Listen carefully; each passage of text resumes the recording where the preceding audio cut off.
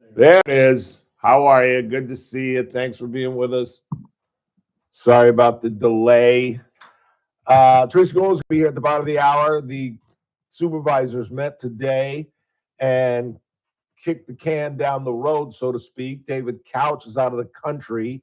Supervisor Flores recused himself along with Chris Parlier, leaving only Chairman Peters and Leticia Perez. So there was no quorum. There was no decision, but I'll unpack that because it's a little more complicated than I think most of you understand. We'll get into that, and then we'll get into some of the laws that were discussed with Teresa Goldner. She'll give us her viewpoint as a former Kern County council. She'll actually be analyzing what her successor, longtime successor, said today, the current Kern County council. Donald Trump has crossed the line with me, and if he has not with you, you were raised improperly. That's right, I said that. I said that if what I get into at 4 o'clock, if you don't agree with me, you were raised poorly. That's what I said. Because I thought that everyone was raised not to speak ill of the dead, let alone, because that horse has already left the barn with the death of John McCain. But now Robert Mueller dies,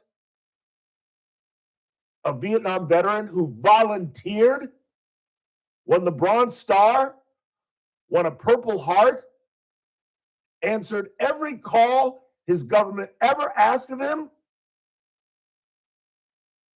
And the leader of the free world says, I'm glad he's dead. And again, let me repeat myself. If you're good with that, you were raised improperly. You should call your parents immediately and yell at them for how they raised you. Because again, I'm stuck in the 20th century. And I know most of you who, like me, were raised and or born in the 20th century were raised with that edict. That if you have nothing good to say, don't say anything. And why the president had to go out of his way to write, not just to say, so it'll just disappear in the clouds, but to write it on paper on his Truth Social account, he's glad Robert Mueller's dead, is the final straw with me.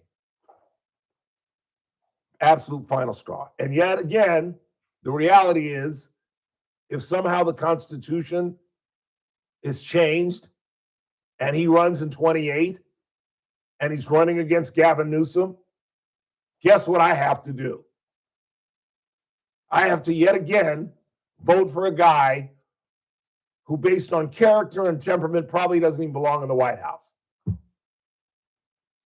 But I'd rather see him there with all of his foibles and all of his just unbelievable activity. Just, I would have to vote for him again.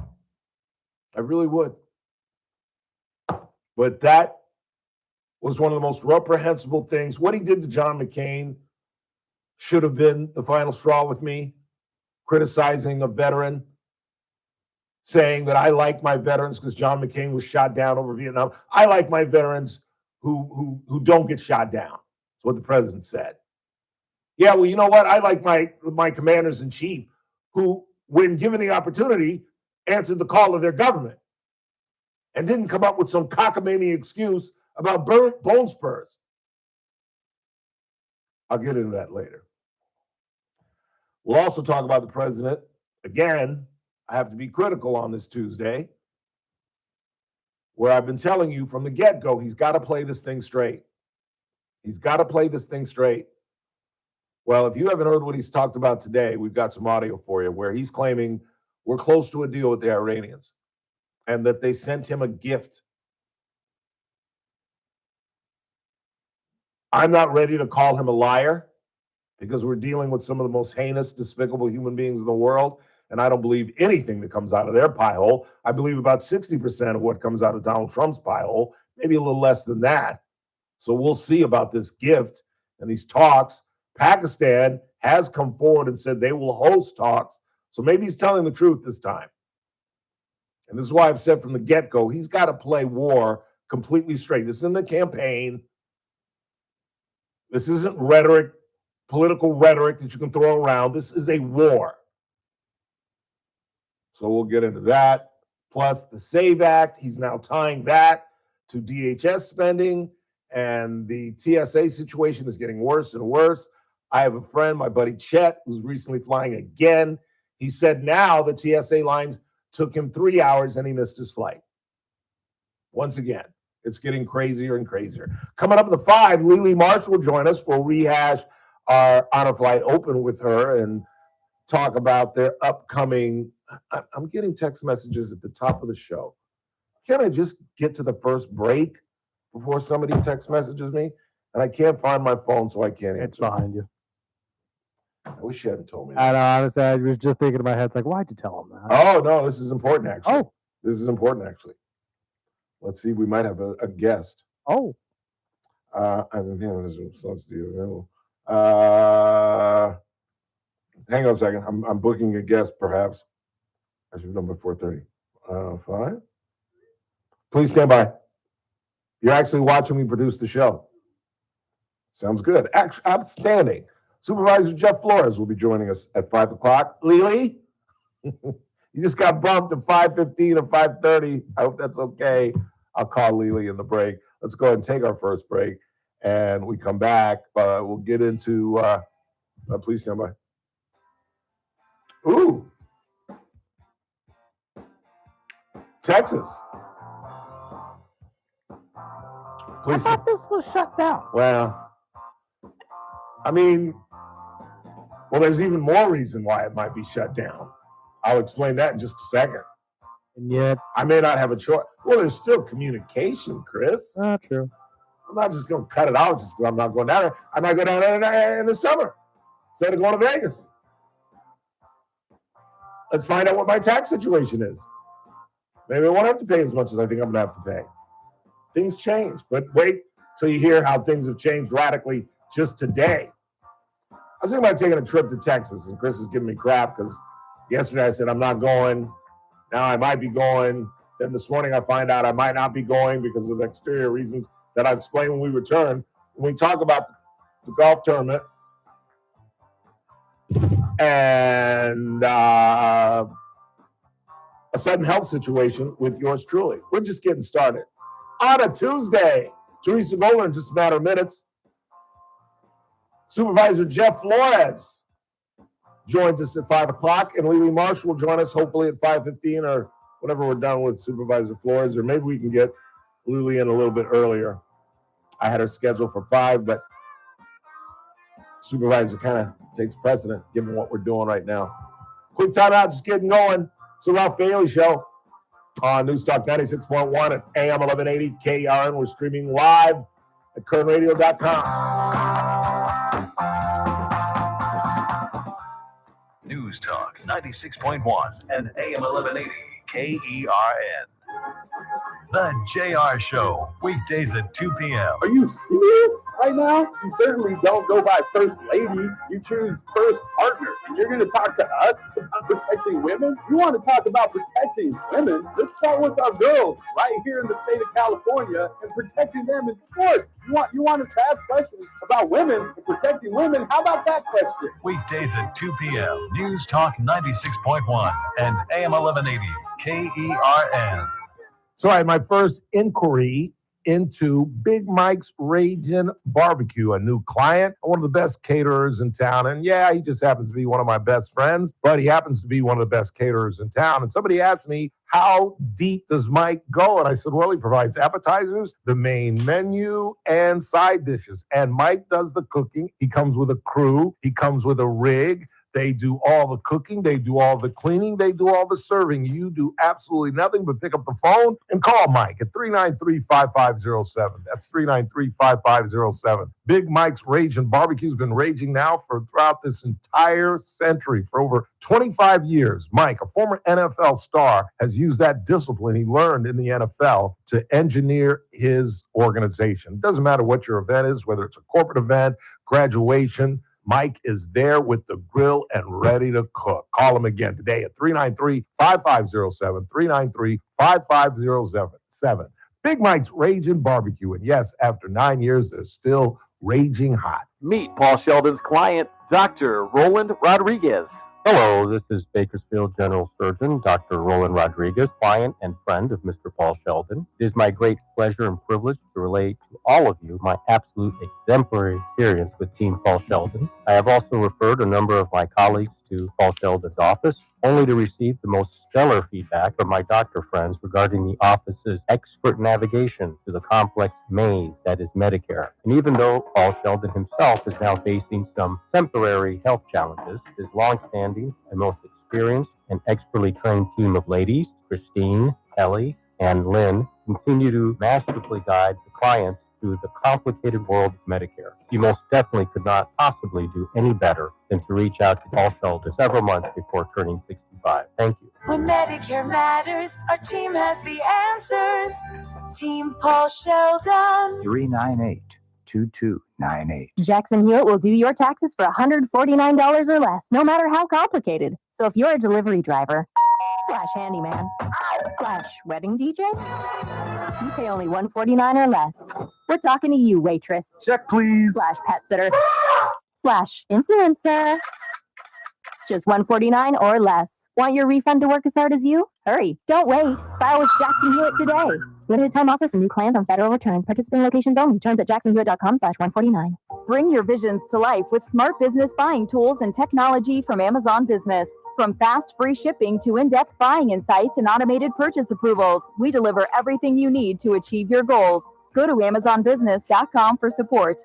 Even if you've given up on your New Year's resolutions, one health habit that's easy to keep is Active Liver from New Nordic. Active Liver protects your liver so you can enjoy life to the fullest. Online at Amazon, in stores at CVS, Walgreens, and now GNC. You're listening to The Ralph Bailey Show. Catch me weekday morning 6 to 9 a.m. on First Look with Scott Cox, News Talk 96.1 and AM 1180 KERN.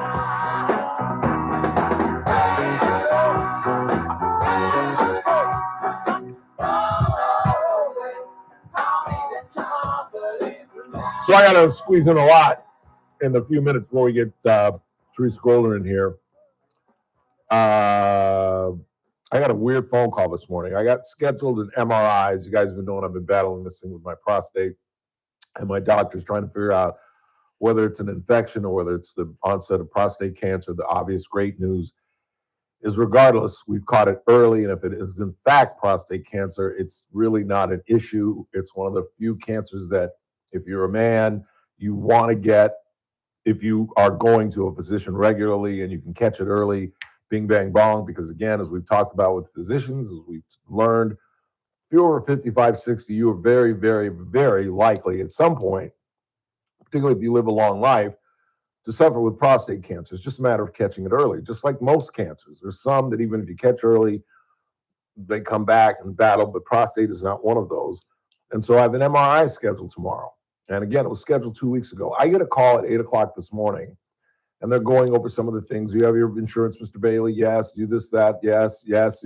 Okay. I learned that first of all, I had to stop by Komodo Pharmacy on the way to work, Chris, and get an enema kit. Oh, I have to give myself an enema tomorrow morning, 2 hours before my MRI.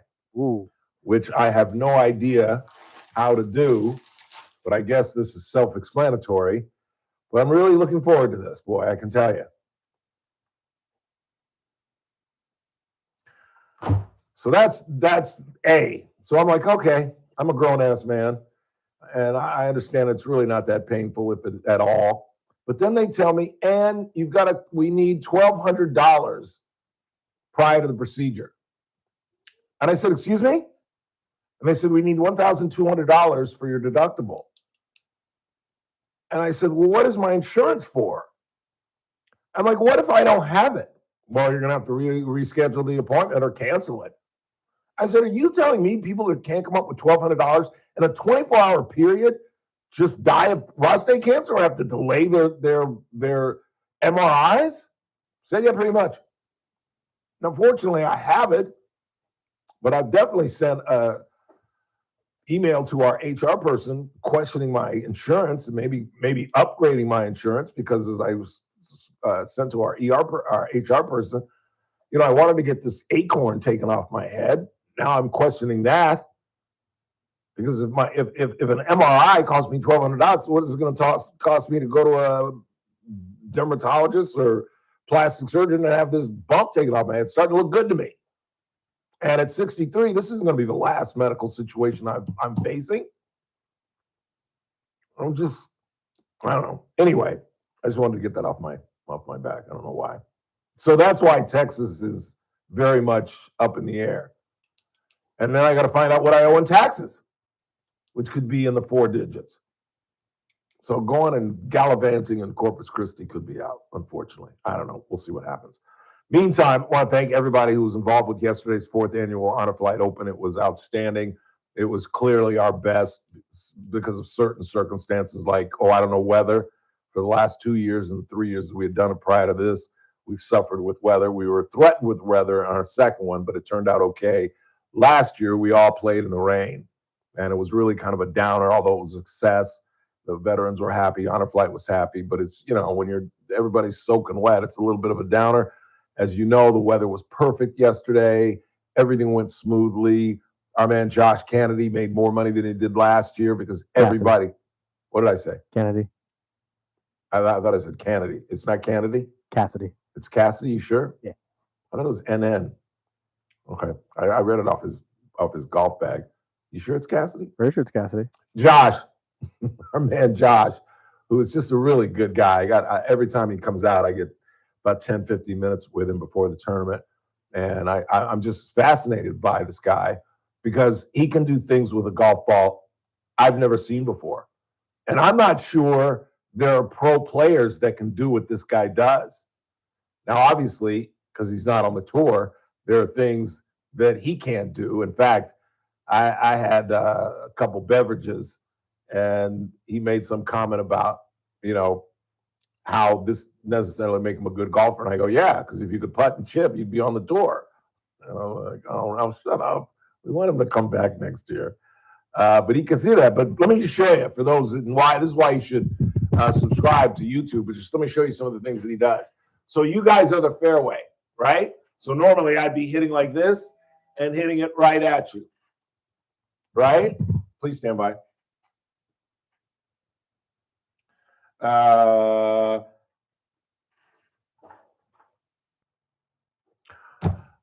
So this is, you're going this way, right? Josh will turn around with his back to the fairway, tee the ball up right here with his back to he's going this way now, and turn and hit it 250 yards. Okay, so you're the fairway, and that is the other hole over there. So he should be aiming this way. He will aim this way at another fairway and slice it over to the other fairway, over trees, and bring it back to his original fairway, 250, 260 yards. But the most amazing thing, in my opinion, that he does, because I just happened to hit the best drive of the day on that hole, because I knew we were going to take his drive, but I just wanted to work on my game, and I busted my drive, busted it. All of 212, probably, 220 maybe. And he takes a blade putter. Now, for those of you who don't play golf, a blade putter is literally no wider than this box. That's why they call it a blade. It's very, very thin. He takes a blade putter and puts the ball on the ground. He does not tee it up. He plays it off the ground, and he takes a blade putter and hits it past where I hit it with a driver that's got a face as big as your hand. It's some of the most amazing things I've ever seen. And Matt and Randy and I were trying to do the math because we know what he made yesterday, and we're one of the smaller tournaments that he goes to. And I was talking to him before the tournament, and he was on his way to Scottsdale today, and he does about 3 or 4 a week, 4 hours work. We figured out he makes about $250,000 a year. Just for 3 or 4 hours, just doing trick shots and doing what he does best and entertaining, and he's a very convivial guy, and it's absolutely amazing. It's absolutely amazing. That's what we figured. On the low end, he makes about $250,000 a year. Because he makes about 6, 8, 10 grand what do we say, a month? Yeah, a month. No, a week. A week. He makes like 6 is what he made. Like, well, I'm not going to talk about what he made for us, but he made several, and he'll make more in Scottsdale, clearly. Yeah. And that's close to 10 grand in 2 days. Yeah. So, yeah, he makes about, I don't know, 40, 50 grand a week. It's crazy. But he's well worth it, and we appreciate him. And our staff was unbelievable. Chris worked his ass off. JR was out there. China and Cascabel from our Spanish station. Even Scott Cox was out there. Good googly boogly. We got to talk about the guarantee you gave me. Oh, God. And I didn't even come close. Not even close. I tried to play. Have you guys seen the video? It was a couple of tournaments ago. I was with Jeff Salters, and I guaranteed I was going to make a putt. There was a group on the other hole, and I'll put the video up on Facebook tonight. And the guy was like, Bailey, you could make that. I said, I guarantee I make it. And I poured it in. Well, I tried to do that again, and I missed it by about 6 feet. But I did make a 35-footer. I made a natural birdie on 7. We played pretty well, actually. We figured out legitimately we were 1 under. Legitimately. Remember I said I was going to cheat? Well, I forgot that I bought a hole-in-one, so that got us 3 under. We all chipped in and bought an eagle, so that got us to 5. But beyond that, we were legitimately 1 under. We just did what you cannot do in a scramble. I think we made 2 bogeys with a scramble, meaning that none of us could hit the green, all 4 of us, meaning none of us. Yeah, we hit an extra ball with turnip seed. You're right, 5 of us. And none of us could chip anywhere close, and none of us could make a par putt twice. But I made a natural birdie on 7, a natural birdie. We used my drive. We used my iron shot. I barely got it on the green, and I sank like a 35-footer for birdie. But that doesn't go toward my golf skill, because when I play with Chris Zucchini, I don't get to see the putt that I'm about to make 4 times. True. You know what I'm saying? You don't get to read everybody else. You don't get to read the damn putt. And after seeing it 4 times, all I had to do was hit it. I knew exactly where it was going to go. I knew exactly what it was going to do. And from 35 feet, I hooped that son of a gun. When I'm playing with Zucchini, I would have 3-putted that. I would have left it 6 feet short. I'd have barely missed the 6-footer, tapped it in for a bogey. Quick timeout. Teresa Goldner joins us next. News Talk 96.1 and AM 1180 KERN. With SRN News, I'm Chief Peters in Washington. New Mexico jury finds that social media conglomerate Meta is harmful to children's mental health and in violation of state consumer protection law. The jury announced its verdict Tuesday after nearly 7 weeks of trial. State prosecutors had accused Meta of placing profits over safety in violation of the state's Unfair Practices Act. Airstrikes battered Iran, and Iranian missiles and drones targeted Israel and sites across the Mideast. Those attacks came Tuesday after President Donald Trump said the United States was in talks with the Islamic Republic to end the war. With thousands more U.S. Marines on their way to the Gulf, both sides firing intense barrages and Iran denying any negotiations were taking place, the war's tempo remained high. More on these stories at srnnews.com. News Talk 96.1 and AM 1180 KERN.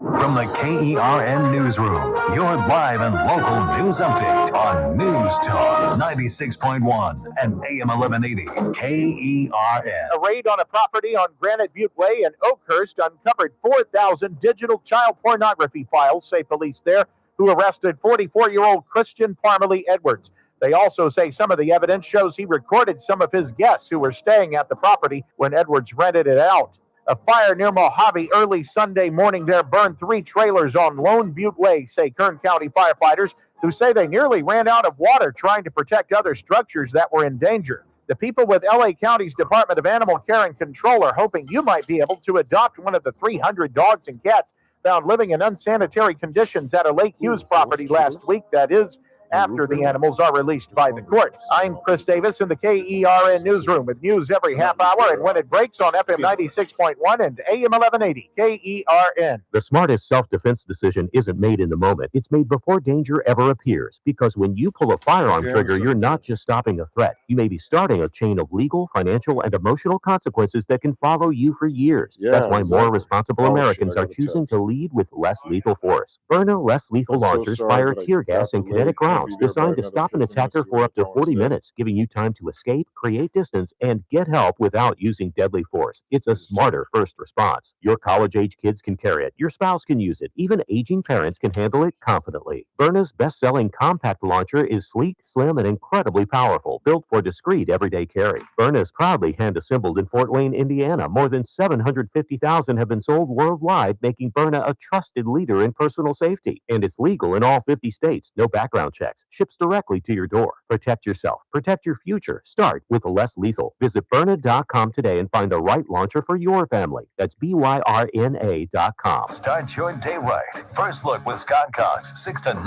a.m. On the Wednesday edition of the First Look program, we'll talk a little medicine with our friend Dr. Vip Dev. John Cox will join us to administer the California News Quiz. I will crush it, and we'll back all of that up with state-of-the-art news, traffic, and yes, weather. It's all happening 6 to 9 a.m. right here at News Talk 96.1 and streaming live at kernradio.com. First Look with Scott Cox, 6 to 9 a.m. News Talk 96.1 and AM 1180 KERN. I'm JR Flores. Catch my show, The JR Show, weekdays at 2 p.m. Now, back to the Ralph Bailey Show on News Talk 96.1 and AM 1180 KERN. By the way, Because I'm happy. come along if you feel like a home without. It's a Tuesday.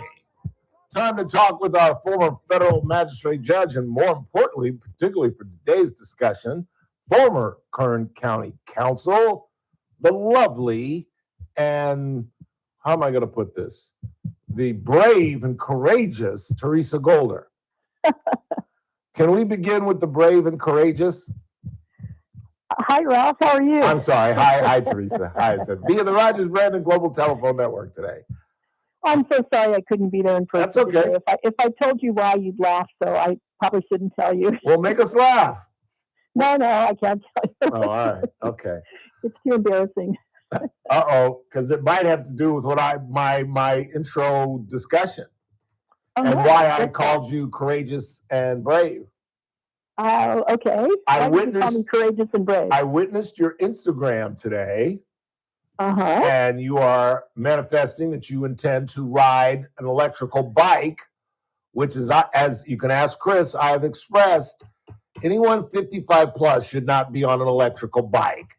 You're just I totally disagree with you. Totally begging to lay that thing down, and then next thing you know, you're having hip operations. I'm just saying. Oh, Ralph, I had so much fun. I actually won an electric bike in a raffle at the Klein Natali Goldner Christmas party. Well, of course you never won anything before, and I won this electric bike. I'm so excited.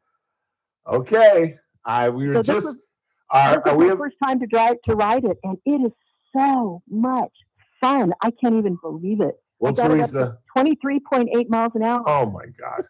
Oh my God. Well, Teresa, you know we adore you. We love you. Please be careful. Please. Because we're not just talking about this, Chris. One of our colleagues has invested in one. It's very cheap. And I thought, what a great way for me to get back and forth to work. And then I started realizing, no, I would lay that down and tear up my knee or my hip or no, 60-year-old men aren't supposed to be on electrical bikes going 23.9 miles an hour. I just don't know. No. I'm going to ride it over to the station one day and show you how to use it, and you can ride it, and you will be addicted to it. That would be great content. That would be fantastic. That would be some content. great video. Yes, it would be. Except you have to have a helmet. I had to go get a helmet before I could drive it. Right. Okay. And then, now I'm So it's all going to good. look like Steve Urkel running around Bakersfield. Great. Well, I have to know, like, do you have a small head, a medium-sized head? I or have a big one? gargantuan head, literally and figuratively. I'll have to go get another helmet for you to use then. How's Well, that? if I buy one, I can probably get my own helmet. But thank you, Teresa. Thank you. Oh, you mean to ride yours? Yeah, you could ride mine. Well, I can ride in the parking lot. I wouldn't take it out on the street. I don't need a helmet to ride around in a parking lot. Yeah, you do. Yeah, you do. Oh, what cop is going to catch me in our parking lot? Well, aren't there are security officers that are right there in your parking lot. I've seen them when I pull in. Yeah, but they're not police officers. It's a female. It's like a 23-year-old girl who watches the cars. She has no law enforcement power. Anyway, enough of this because we got lots to talk about today. Did you get to watch the Board of Supervisors meeting this morning? I did. I actually watched a replay of it that was up on YouTube this afternoon. Right. I thought it was fascinating. Very, very interesting. Absolutely fascinating. Give us your thoughts. Well, what I thought was so interesting about it is that there were several issues that got raised. And some, I think, were apparent. It caused confusion maybe because maybe the public that was there didn't understand what the law was on it. And let me stop you. I'm sorry. Let me stop you because Sure. I've done a horrible job. I just mentioned the Board of Supervisors meeting. I did not mention the subject, which of course, and some of you probably assume this, but let me make sure. It was about the contract between BRS, the new provider that the Cynthia Zimmer wants for the county. This after the whole open network situation. And it was coming before the board. Now, what you all have to understand is this is not a matter of the board approving BRS as the new provider. This is about them simply okaying an occupancy situation, giving them the DA's office to use that space for the new provider. It's not about merit of the new provider. And yet, with all the political storm that's been created, it is still being strongly suggested by those who are on the open door network side, to be blunt, that this should not be okayed. Channel 17 has looked into this. There are ties between the Bakersfield Recovery Service and friends of mine, and they've said that there have been ties to Cynthia Zimmer through donations and that Zach Scrivener is getting clinical therapy from the Physical Wellness Center, which is connected to the Bakersfield Recovery Services. And so there was going to be a vote today. However, David Couch is out of the country.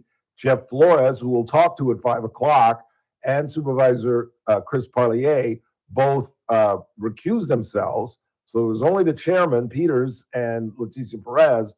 So they had to kick it down the curb, so to speak, at their next meeting, which won't be for a while because of Easter coming up. So I should have prefaced it with that. I'm sorry, Terry. Go right ahead now. Well, that was a very good intro, Ralph. You really encapsulated it in 30 seconds. I'm impressed. Thank you. You must have been doing this for a long time. Yeah, well, 22 years. Yeah, it's not my first rodeo. So, the first issue that came up that was interesting, I thought, from a legal perspective, is, of course, like you said, there was a lack of a quorum because 2 supervisors recused themselves or abstained from participating and declared that they had to because of contributions that were made to them. They didn't say, I don't recall if they said who made the contributions, but they did they not. were over $500. So it triggers something that's called the Levine Act, which is found in Government Code Section 84308. But first off, what happens when there's a lack of a quorum at a board meeting, and under California state law, it means that without a quorum, the board can't conduct business, they can't pass any motions, approve resolutions, award contracts, or even make any kind of binding decisions. But they can hear public comments, which is what they did today. So they did the right thing, I think, by hearing the public comments today and adjourning the meeting and kicking it over to a later date. But I think they just kicked it over to next week when hopefully they'll either have, maybe a full board will be present and then they can deal with some of the issues. Well, first, kudos to Chairman Peters because he didn't have to do that. He said, since everybody came down, I want to give them an opportunity to speak because essentially this was a non-meeting because of the lack of a quorum. And it's going to be longer than a couple of weeks. In fact, I think it's going to be 2 or 3 weeks because Easter's coming up. And so they're skipping one of their scheduled meetings. Oh, that's right. They skipped next week, and I think they're meeting again in April. So you're right. Yeah. And hopefully they'll have all the supervisors there. But they did the right thing, and I think I say kudos to Chairman Peters too. That was a smart thing to do. Yeah, it He didn't was. have to do it, but he did the right thing. Mm-hmm. So then the next question is, what do you do about? I thought it would be interesting to talk a little bit about what do you do if you don't have a quorum besides kicking it over? Eventually, you have to hear the matter because you can't just not decide something because you don't have a quorum. And there's a rule called the rule of necessity. And this is what Kendra Graham, who's the county counsel, who I thought did an excellent job of explaining it today. And what it does is it's a narrow exception to the rule that actually allows a recused public official to participate in a governmental decision despite having a conflict of interest. And it's actually codified in Government Code Section 87101, and there's a lot of Fair Political Practices Commission regulations on it. But basically it says you have to put the names in a hat of the recused members, of members who weren't there or the ones who declared a recusal, and then you pull the name out of the hat until you get a quorum. And that person has to participate. And it's called the rule of necessity. And that allows the board to have a quorum when they otherwise wouldn't have it. And the fact that an official's vote is needed to break a tie doesn't necessarily make his participation legally required, but it does allow them to go ahead and participate in the proceedings and not get penalized for having a conflict of interest. It actually kind of, I guess you could say it cleanses that conflict of interest because it's necessary for the board to take an action. They can't just stall something off forever. So that's what she was talking about when Kendra Graham was talking about pulling the names out of the hat. Right. So let's say you have the next board meeting and you still don't have a quorum. Let's say David Couch is not there. He hasn't come back from wherever he is right now. I think they mentioned he's out of the country. Yes. So they still might not have a quorum at that time. Then they would just pull a name out of the hat until they get to 3. So really all they have to do is pull one more name out of the hat and then they would have a quorum. But it always takes 3 out of the 5 to be able to vote on an action or to take an action. And that's why they couldn't do anything today. So that's kind of the next issue. And then I think another legal issue that was really interesting was about, what was this conflict of interest that Chris Parlier and Jeff Flores asserted today? And they did the right thing as well. Under the Levine Act and this Government Code Section 84308, if somebody, it's kind of a pay-to-play prohibition, and it has disqualification rules for public officials, including elected county supervisors, in any kind of proceeding that involves permits, contracts, licenses, or kind of any other sort of entitlements. And it prevents the parties and their participants or their agents from making large contributions that could influence decisions. It requires disclosure and disqualification if somebody receives a disqualifying contribution within a certain time period. And both Supervisor Flores and Supervisor Parlier declared that they had a conflict, and therefore they recused themselves from today's proceedings. Yeah, better safe than sorry. That's a good play by them. Yeah, they did exactly what they should have done, yeah. which was perfect. And I thought they must have gotten excellent legal advice from the county council because I was very proud of them for doing that. Yeah, absolutely. Can we move on to the contract itself and Sure. the bidding process and the fact Can I add one more thing? Sure. There is something, and this was also referred to today. There's an exemption from that government code section under the Levine Act, and it kind of contains some cure provisions. And basically what it says is that if the contract that is the subject of the recusal is done through a competitive bid process, then that's an exemption to the requirement that they recuse themselves. So that was a big part of the discussion today because according to the county council, they are going through a competitive bid sort of process through what's called a sole source proceeding or procedure. And if they do that, if they complete that process, then Chris Parlier and Jeff Flores will not have a conflict because there will be no conflict to trigger them having to recuse themselves. Okay, now let me stop you right there. That would completely clean it up. Let me stop you right there. Sure. But did she not say, and obviously since a provider has been selected, that the contract did not go through a bidding process? Is that accurate? Sort of, but sort of not. And I say sort of not because it's a two-part deal here. First, they have to have a contract that gets awarded to a valid vendor. And that's the issue of whether Bakersfield Recovery Center, is it center or services? Bakersfield Services. Recovery, I'll just call them Bakersfield Recovery Services, whether they're a qualified vendor or not. Well, no, wait. See, that's my understanding that that's not what the vote is about. It's purely about the occupation agreement. No, well, I'm telling you about what the deal is altogether. It's two parts. One is they have an operational agreement between the district attorney's office and whoever the vendor is going to be. Right. And then they have an occupancy agreement between the county and whoever that qualified vendor is. And so today, I imagine they probably intended to have them both heard at the same time, at the same meeting. I'm just kind of speculating on that. But as the county council explained, there was a glitch because the DA's office did it right.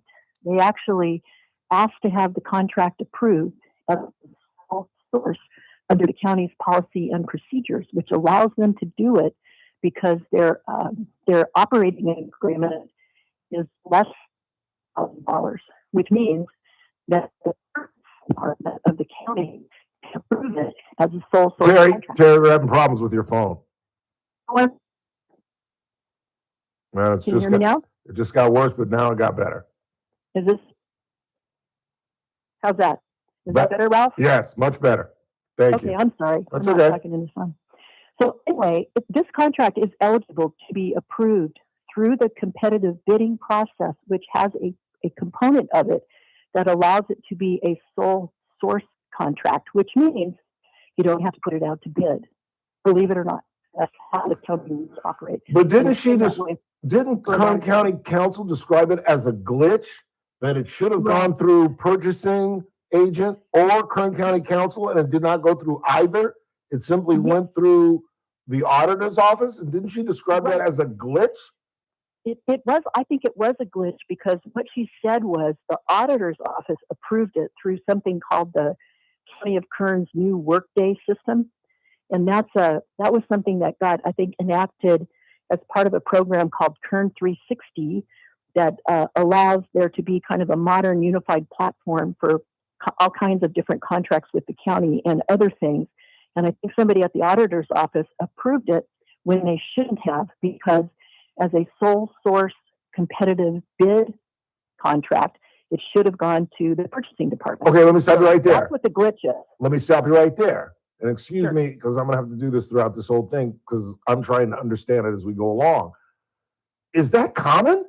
And doesn't that just add to this whole cloud of entitlement and something ain't right when it normally goes through a certain process, but in this situation, it didn't. All of a sudden, it didn't. How did this Kern County Council never looked at it? And then describe it as a glitch? That seems like a pretty good glitch when it normally goes through purchasing and normally goes to the Kern County Council. But mysteriously, this whole situation, which has been shrouded in kind of skepticism by this community, suddenly takes this new route. The council doesn't look at it, purchasing doesn't look at it, but all of a sudden the auditors just kind of approve it. Let's get going. Let's go ahead. You see what I'm getting at? I do. And what I can tell you is that the agreement for the occupancy at the center, at the county's building where they will be, sitting at their desks and working, that was actually approved by county council's office because there's a signature on the form there, and I saw it. It's part of the board's agenda. Sounds like what didn't go through county council's office was the operational agreement where the district attorney's office and the county are supposed to pay money to the vendor. And I don't know why the auditor's office signed it.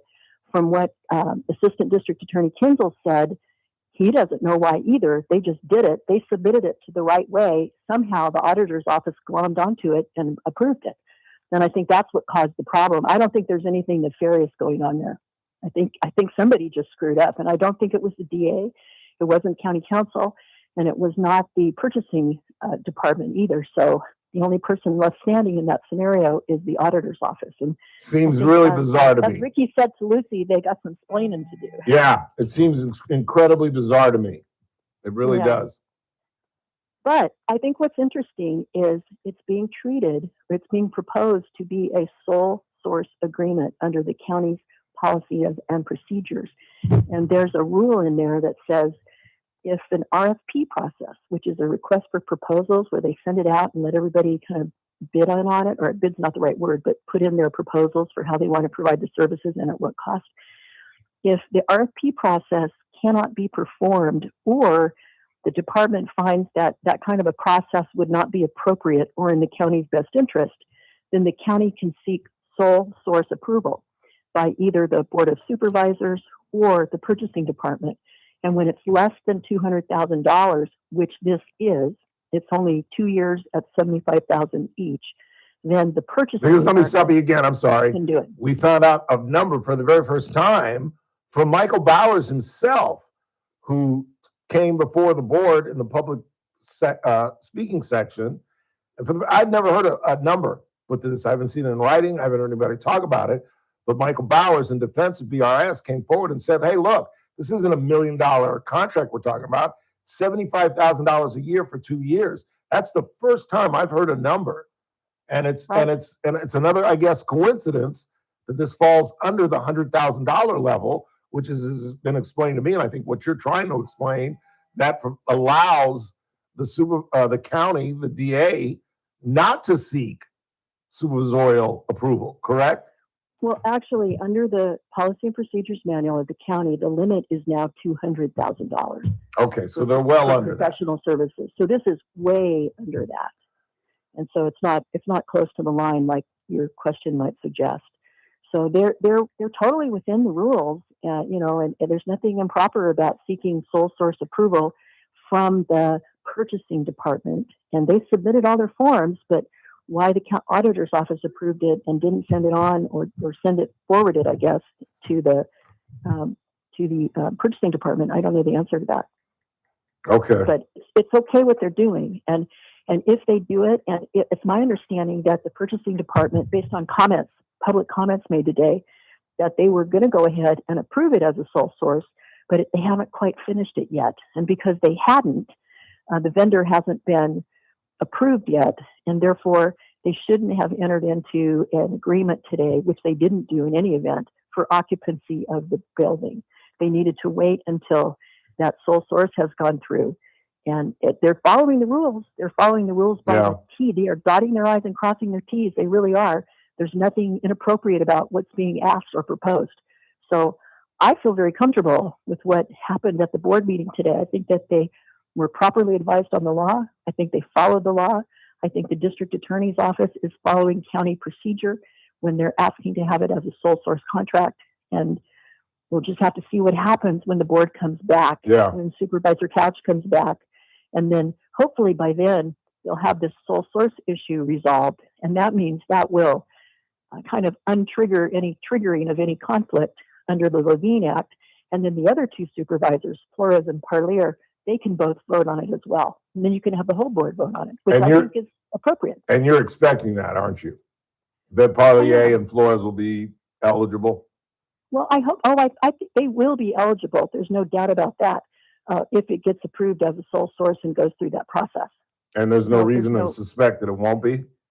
No, I don't think so. Nothing that I've seen, but I have not seen the agreement. But I can tell you based on what Mr. Bowers said today at the Board of Supervisors meeting, it certainly qualifies for the purchasing department to approve it. But the issue is going to be whether or not an RFP process cannot be performed, or the process would not be appropriate or in the county's best interest. That's where the wiggle room is. Right. So in other words, they could. I'm sorry. The supervisors could shut this down at their next meeting if they so desire, and deny the occupancy agreement. If they have the right to deny the occupancy agreement, but I don't know why they would if the sole source is approved by the purchasing department in accordance with the policy and procedures. Well, I'm glad you brought that up, because here's why they may not.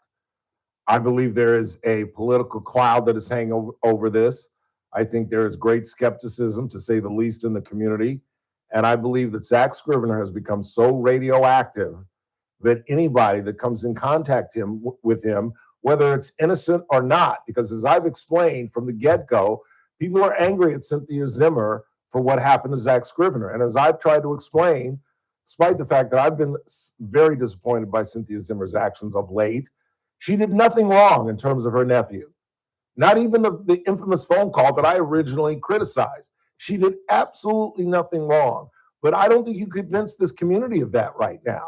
And I think that Scrivener is so incredibly radioactive that anybody that comes in his involvement, which the Recovery Services apparently has through giving Zach Scrivener mental diversion. There are even rumors that he's been given favors during his mental diversion, extensions that may not have been provided. I haven't confirmed that. I probably shouldn't have even mentioned it. But I do believe that his association with BRS is going to put political pressure on each one of those supervisors, because this community doesn't want anybody to have anything to do with Zach Scrivener.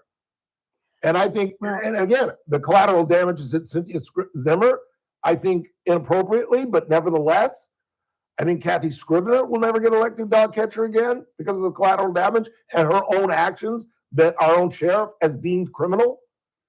And I think there's going to be a lot of pressure on these guys to think, some smart attorney may run against me and bring this whole thing up. And I better be careful about how we do this. And I think one of them is going to say, why didn't we put this out for bid? Even though it's within the law, even though it's under the realm of having to do this, why didn't we? I think one of them is going to bring that up. Well, when it comes to the board for approval, both agreements have to come to the board. And the issue is going to be what are they going to do about it? And I think that what's really sad, what made me sad today was when I listened to the public comments and the speakers that stood up there and criticized. It's okay to criticize, and attack a public official, but I think that a lot of their criticism of Cynthia Zimmer, of DA Zimmer, was very unfair. I mean, it just made me think that they just don't, if they're not happy with the provider, the one that's going to be providing the services or proposed, that's one thing. But to attack the district attorney over something that has nothing to do with the quality of the services that are being proposed to be provided, I don't think that's fair. But, politics is not fair. Yeah, but exactly. I've heard a lot of really nasty, ugly things being said. Yeah, people calling for her to resign. And I just, and insinuating that the board members somehow have conflicts of interest, and there's a huge conflict of interest between Cynthia Zimmer, because of one thing or another. I disagree. I don't think there is. And hence, people are making a big brouhaha over something that isn't worth it. And hence my thesis about how incredibly radioactive Zach Scrivener is. I'm out of time, Teresa. Thank you so much for coming on. Appreciate you. See you next week. Okay. This is AM 1180 KERN Green Acres. This is 96.1 FM Bakersfield. Online at KERNradio.com. News this hour from Town Hall. I'm Keith Peters in Washington. President Trump said on Tuesday Iran made a valuable offer to reach a deal with the United States in negotiations that Iranian officials have so far denied are taking place. Trump says Iran has made a show of faith. They gave us a present, and the present arrived today. It was a very big present worth a tremendous amount of money. And I'm not going to tell you what that present is, but it was a very significant prize. And they gave it to us, and they said they were going to give it. So that meant one thing to me: would deal with the right people. No, it wasn't nuclear related. It was oil and gas related, and it was a very nice thing they did. But what it showed me is that we're dealing with the right people. Meanwhile, attacks on both Iran and Israel continued today. The investigation into a deadly crash at New York's LaGuardia Airport between a jet and a fire truck Sunday night is in full swing. Stop, truck one. Stop. That sound captured on liveatc.net of the air traffic controller trying to warn the fire truck. Then 20 minutes later. Yeah, I know I was here. I tried to reach out to my stuff, and we were dealing with an emergency earlier, and I messed up. Transportation Secretary Sean Duffy says air traffic control staffing was not an issue. The front of the Air Canada jet torn apart, the two pilots killed. Flight attendant Solange Tremblay ejected while strapped into her jump seat. At least 40 injured, including 2 on the fire truck responding to a separate emergency of an order on a United flight. Julie Walker, New York. A New Mexico jury finds that social media conglomerate Meta is harmful to children's mental health and in violation of state consumer protection law. After a day The jury off. announced its verdict Tuesday after nearly 7 weeks of trial. On Wall Street, the Dow down by 84 points. More at townhall.com. The following is a real-life story from Trinity Debt Management. I had a lot of credit card debt and it stressed me out. But what I thought was a solution turned out to be a problem. I kept hearing ads about debt settlement that seemed too good to be true. And actually, it was. When I called, they told me to stop paying my bills. That didn't sound right to me at all, so I hung up. Later, I found out that debt settlement is bad, real bad. Then I learned that there is a right way to pay off your credit cards. It's called a debt management program from the great team at Trinity. Trinity had a plan. In the end, I paid off my bills, I saved thousands, and I even improved my credit score. If credit card debt has you down, call Trinity at 1-800-990-6976. My name is Heather. Please forget debt settlement and remember Trinity Debt Management. 1-800-990-6976. When I first got my From the KERN Newsroom, your live and local news update on News Talk 96.1 and AM 1180 KERN. What if police believe he was recording people with spy cams? I'm Chris Davis. 44-year-old Christian Parmalee Edwards was busted last week in a raid on his home at Granite Butte Way in Oakhurst after an anonymous tip led them to search that property. That was where they say they found more than 4,000 files containing child pornography, and that the evidence suggests that he was also recording people who were guests there when it was rented out. Authorities in Madera County say charges of invasion of privacy against Edwards are pending. Talk about shit on Kern the show. County firefighters had a tough time early Sunday morning with a fire that was already burning hot and heavy when they got there. When they arrived on Lone Butte Road near Mojave, they say 3 trailers were already burning and some other structures were in danger, and they had limited water. They were able to get the fire out, and they report that no one was hurt, and they are still looking into the cause. The city is required by law to send out notices about the proposed sewer rate increase from $475 per year to an eventual $875 per year so that people have an opportunity to oppose it. The city says because of a mistake, they missed about 1/3 of the addresses when they initially sent out the notices back on March 6th. They say they have corrected that problem and sent out corrected notices on the 16th. You may have heard about the seizure of 300 dogs and cats from a property in LA County last week, with those animals living in unsanitary conditions in Lake Hughes. The county is still holding those animals as evidence, but once they are released by the court, they're hoping that people will be generous and adopt to help ease the overcrowding at the animal shelters where they are being kept. I'm Chris Davis in the KERN Newsroom with news every half hour and when it breaks on FM 96.1 and AM 1180 KERN. What do you think? This is the Army where you shoot them a mile away? You gotta get up close like this. Yeah, you blow their brains all over your nice Ivy League suit.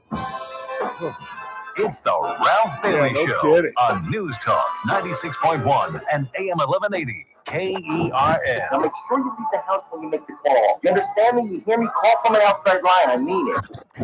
Call in or text to 661-842-KERN. That's 661-842-5376. Listen live at KERNradio.com. Now, the host you've been waiting all day for. Live from the KERN studio, here's Ralph Bailey. Hour 2 of the broadcast on this Tuesday, 24th day of March. By the way, did you know this is the hottest March in the history of the planet? That's what they're saying. Really? The hottest March Like that first 90-degree day we had in March. Yeah, it was really hot. That was the hottest March in the history of Kern County. We've never seen numbers like this in March. I mean, think about the golf tournament. Over the last 2 years, it's rained. Yeah. It's rained. Yeah. And that first year, I was going back and looking at pictures. I was in long sleeves. I was in long sleeves and long pants. And it was a gorgeous, 87 degrees yesterday? It was a perfect afternoon for golf. It really was. And like I said, we'll talk about it later with Lily Marsh, but it could not have gone better. It really couldn't have. It was just a gorgeous day, and everybody had fun. We had great food. Jeff Salters from Salty's Barbecue provided the lunch. Cassie Biddle provided tacos. And a great time was had by all. Chris and I got to meet JD, one of our loyal listeners. I got to spend some time with him at Casey's Steakhouse before he took off for Las Vegas today. And it was just a great day. It really, really was. And we'll get some numbers here later on in the week as to what we raised for Honor Flight.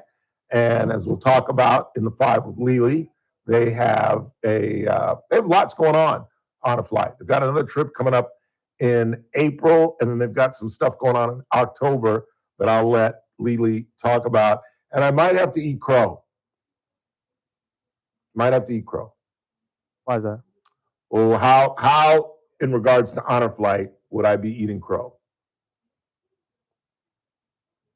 Why, you want to go again? I might have to. Why? Because in October, well, now I'm breaking my word because I said I was going to really talk about it.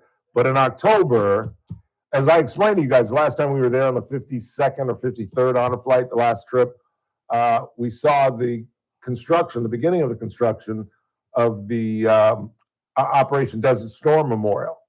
And in October, they're going to be taking that group to see their new memorial. And what Lily and I talked about is our fundraiser is in September. So what we could do as a goal for our fundraiser is do what we did for the Native American flight, where you all literally paid for the entire flight. We raised $53,000 and paid for the entire Native American flight, which I was scheduled to go on the very weekend that Teresa Goldner's daughter was getting married, and I got bronchitis. And I missed the wedding of the year. And then that following Monday, I was supposed to take off with the Native Americans, and I couldn't go on that either. But so to make a long story short, we're going to gear our fundraiser around raising the funds to foot the bill for that October trip. And if we do that successfully, I feel almost compelled to go. And the reason I'm eating crow is because I've said in the past, after my last trip, that I've been on 7, and I said I'm going to kind of back away a little bit and not go on any more trips. But I we'll see. We'll see. Maybe I'll change my mind. But I would, if we can do that, I almost feel obligated to go and hang out with those guys, much younger, and a lot of guys that I know personally. So we'll talk about that with Lily.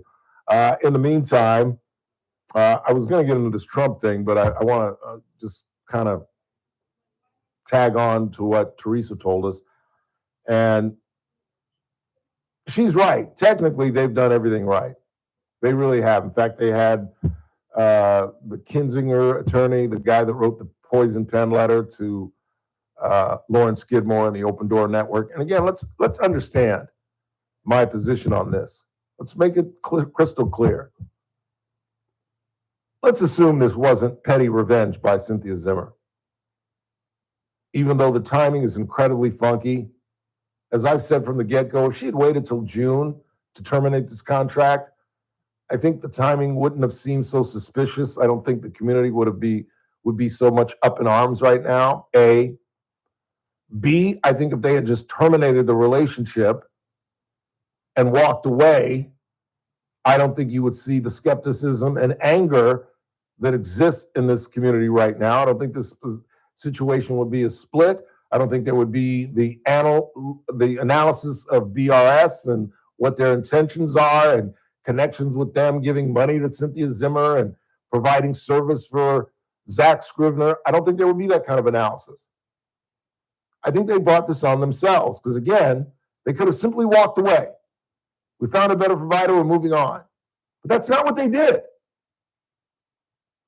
And I think in some respects, out of her fondness for Cynthia Zimmer and her connection to county governments, Teresa Goldner ignores that fact.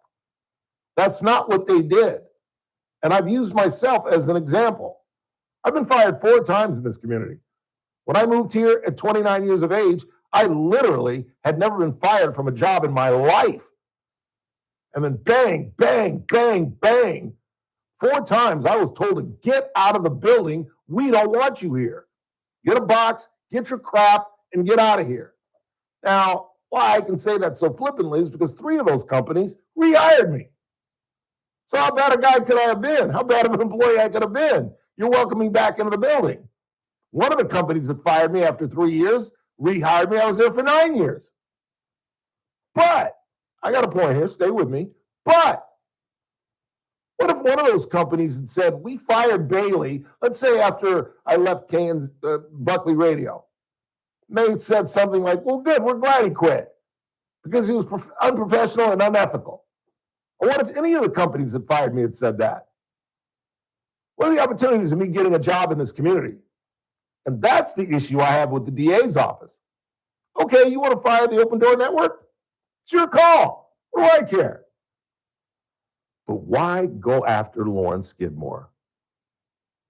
Even if you believe that in your heart, that she was unprofessional and unethical, you've terminated the relationship with her. You don't have to deal with her anymore.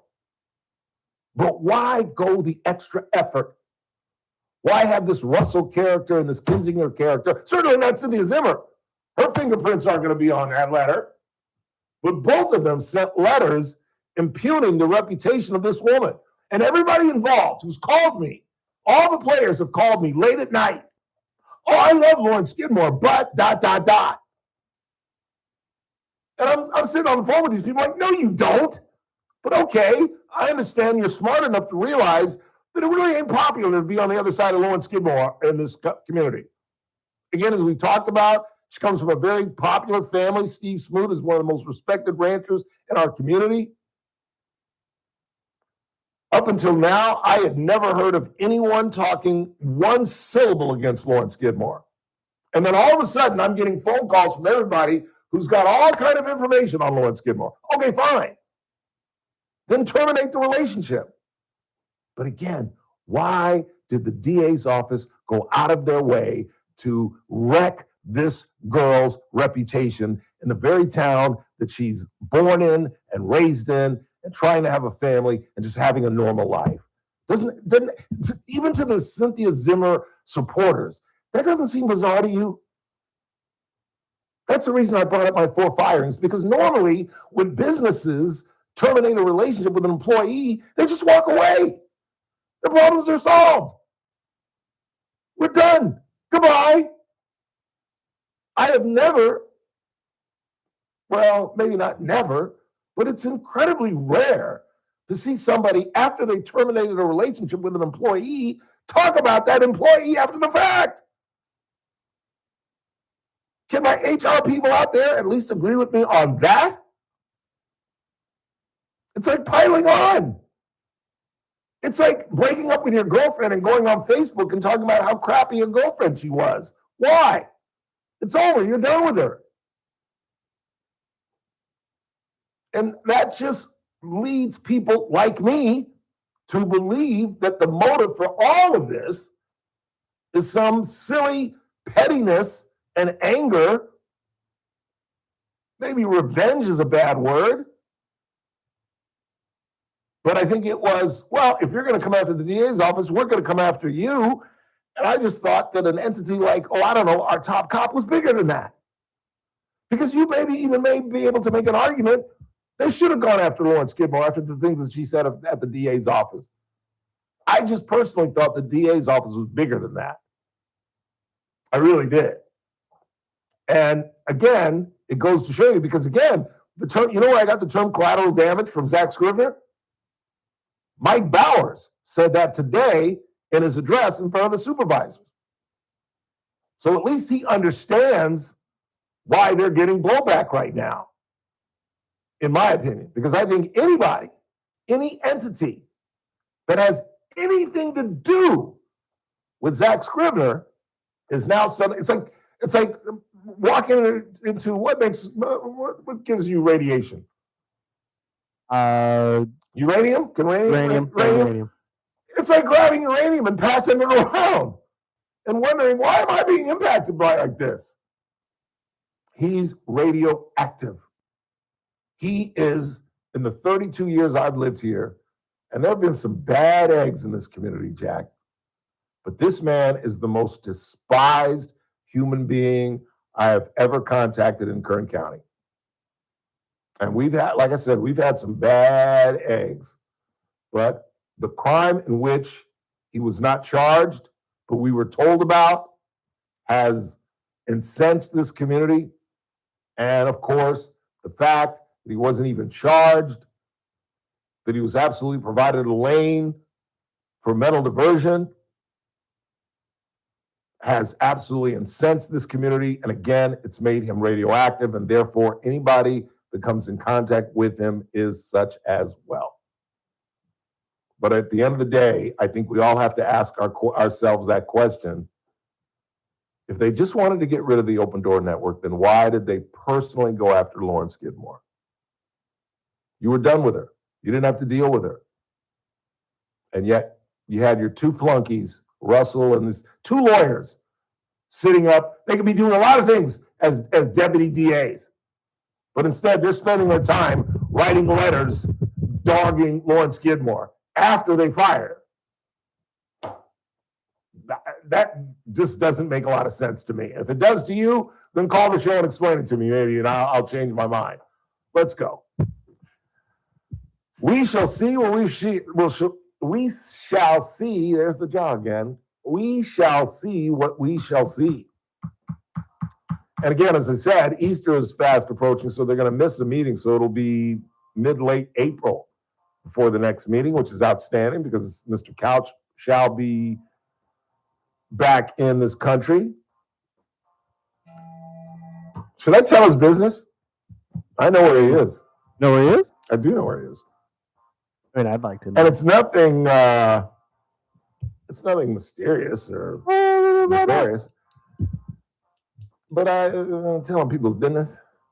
Like we haven't done before. His lovely girlfriend works for a prominent insurance company that I'm not going to mention, West Bradford.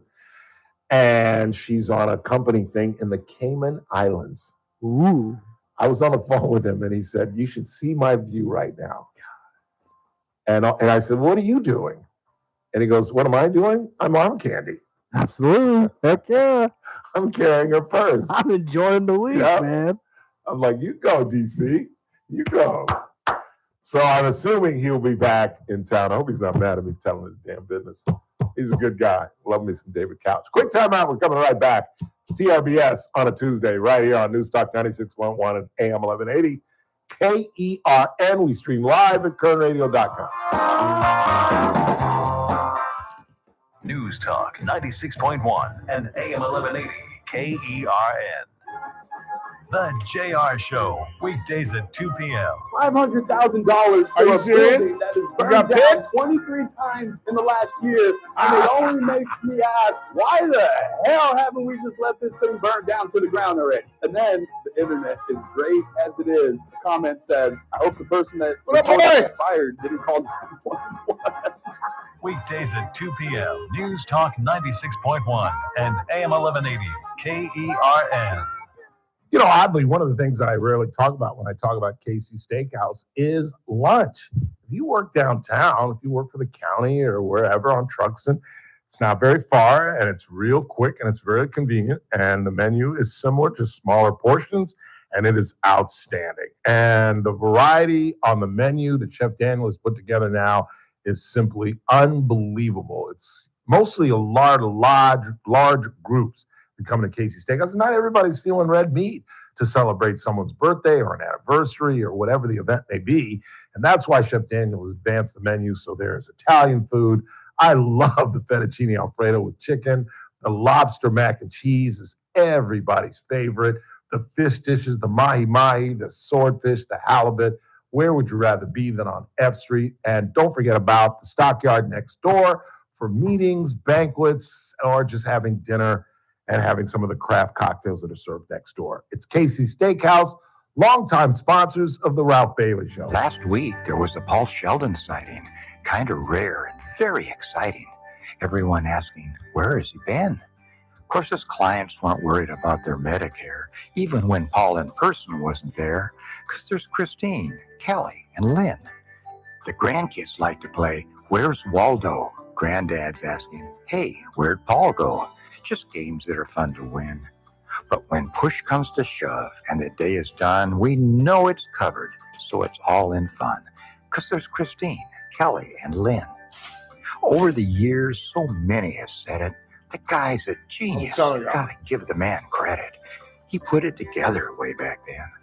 Brought along those 3 Medicare pros, who of course by now everyone knows are Christine, Kelly, and Lynn. When Medicare matters, our team has the answers.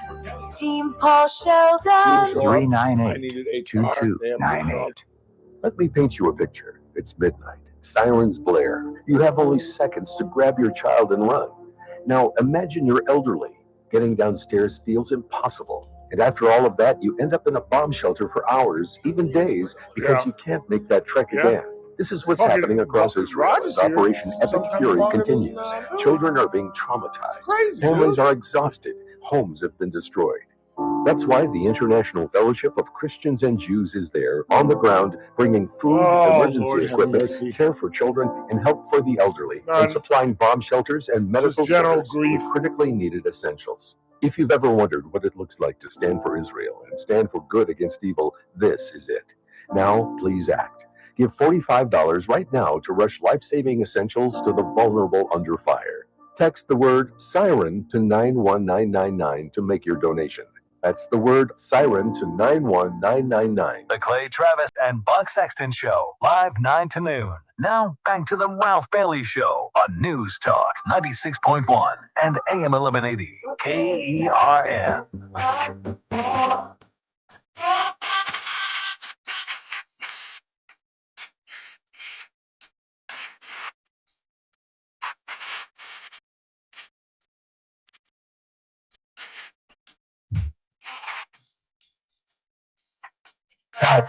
Jack, do it again.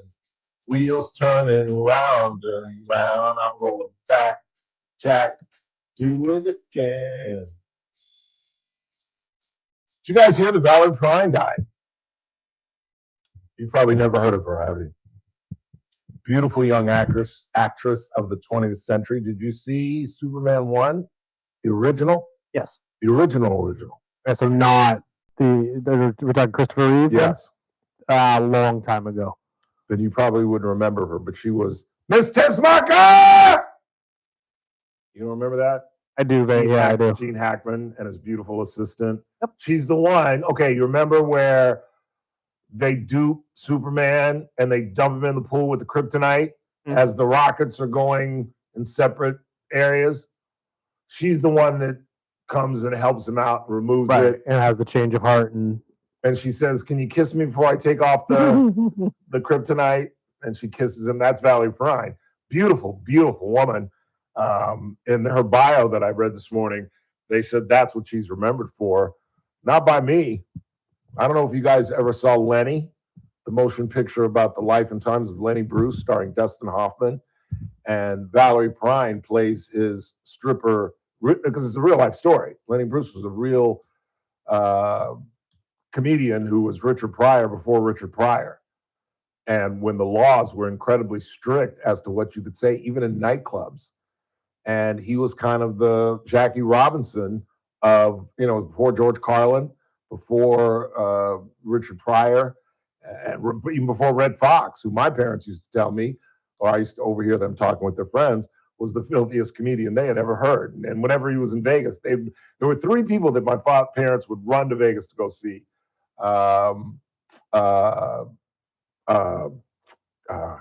Sammy Davis Jr., Red Fox, And there was one other one I can't remember who it is. There's a third one, but regardless, Lenny Bruce was the instigator, late 50s, early 60s, and they ruined the man. They would throw him in jail for saying bad words. He fought it. He got compelled with it because he was on heroin. It's a great movie if you haven't seen it. It's called Lenny. And Hoffman, I believe, was nominated. I don't think he won, but it's a great true story. And Valerie Perrine plays his stripper wife in the movie.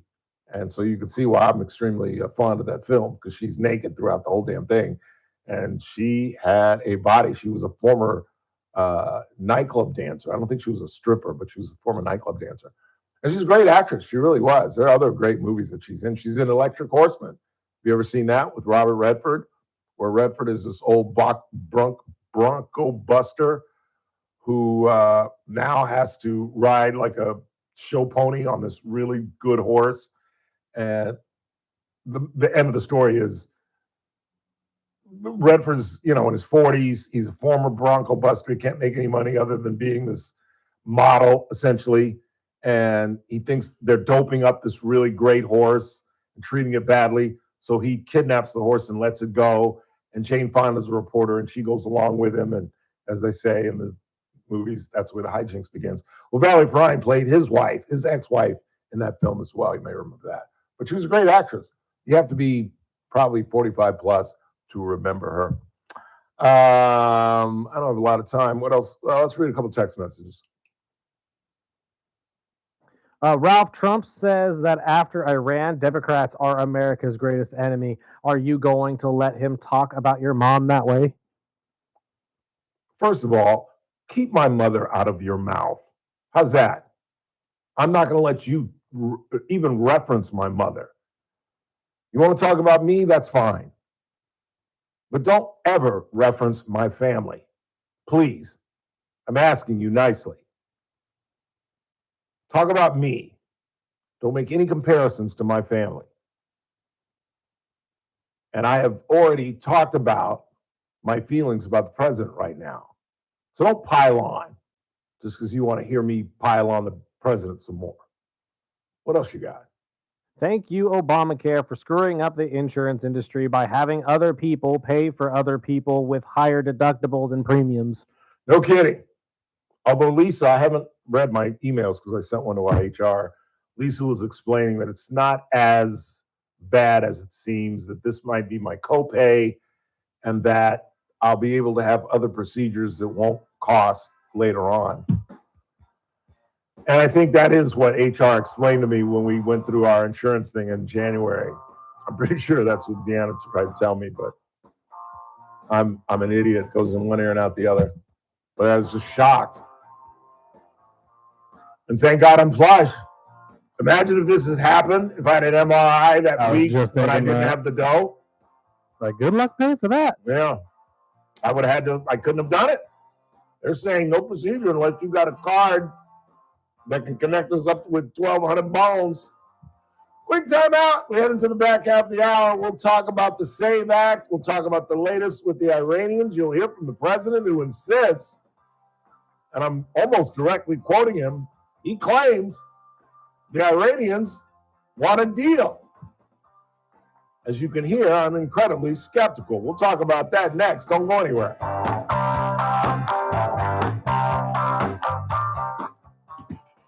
News Talk 96.1 and AM 1180 KERN.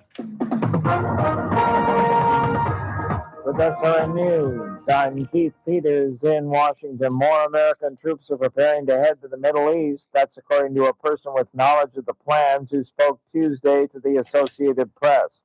The troops are from the 82nd Airborne Division and will be sent in the coming days. A New Mexico jury finds that social media conglomerate Meta is harmful to children's mental health and in violation of state consumer protection law. The jury announced its verdict Tuesday after nearly 7 weeks of trial. State prosecutors had accused Meta of placing profits over safety in violation of the state's Unfair Practices Act. On Wall Street, the Dow Jones Industrial Average down by 84 points. The Nasdaq dropped 184.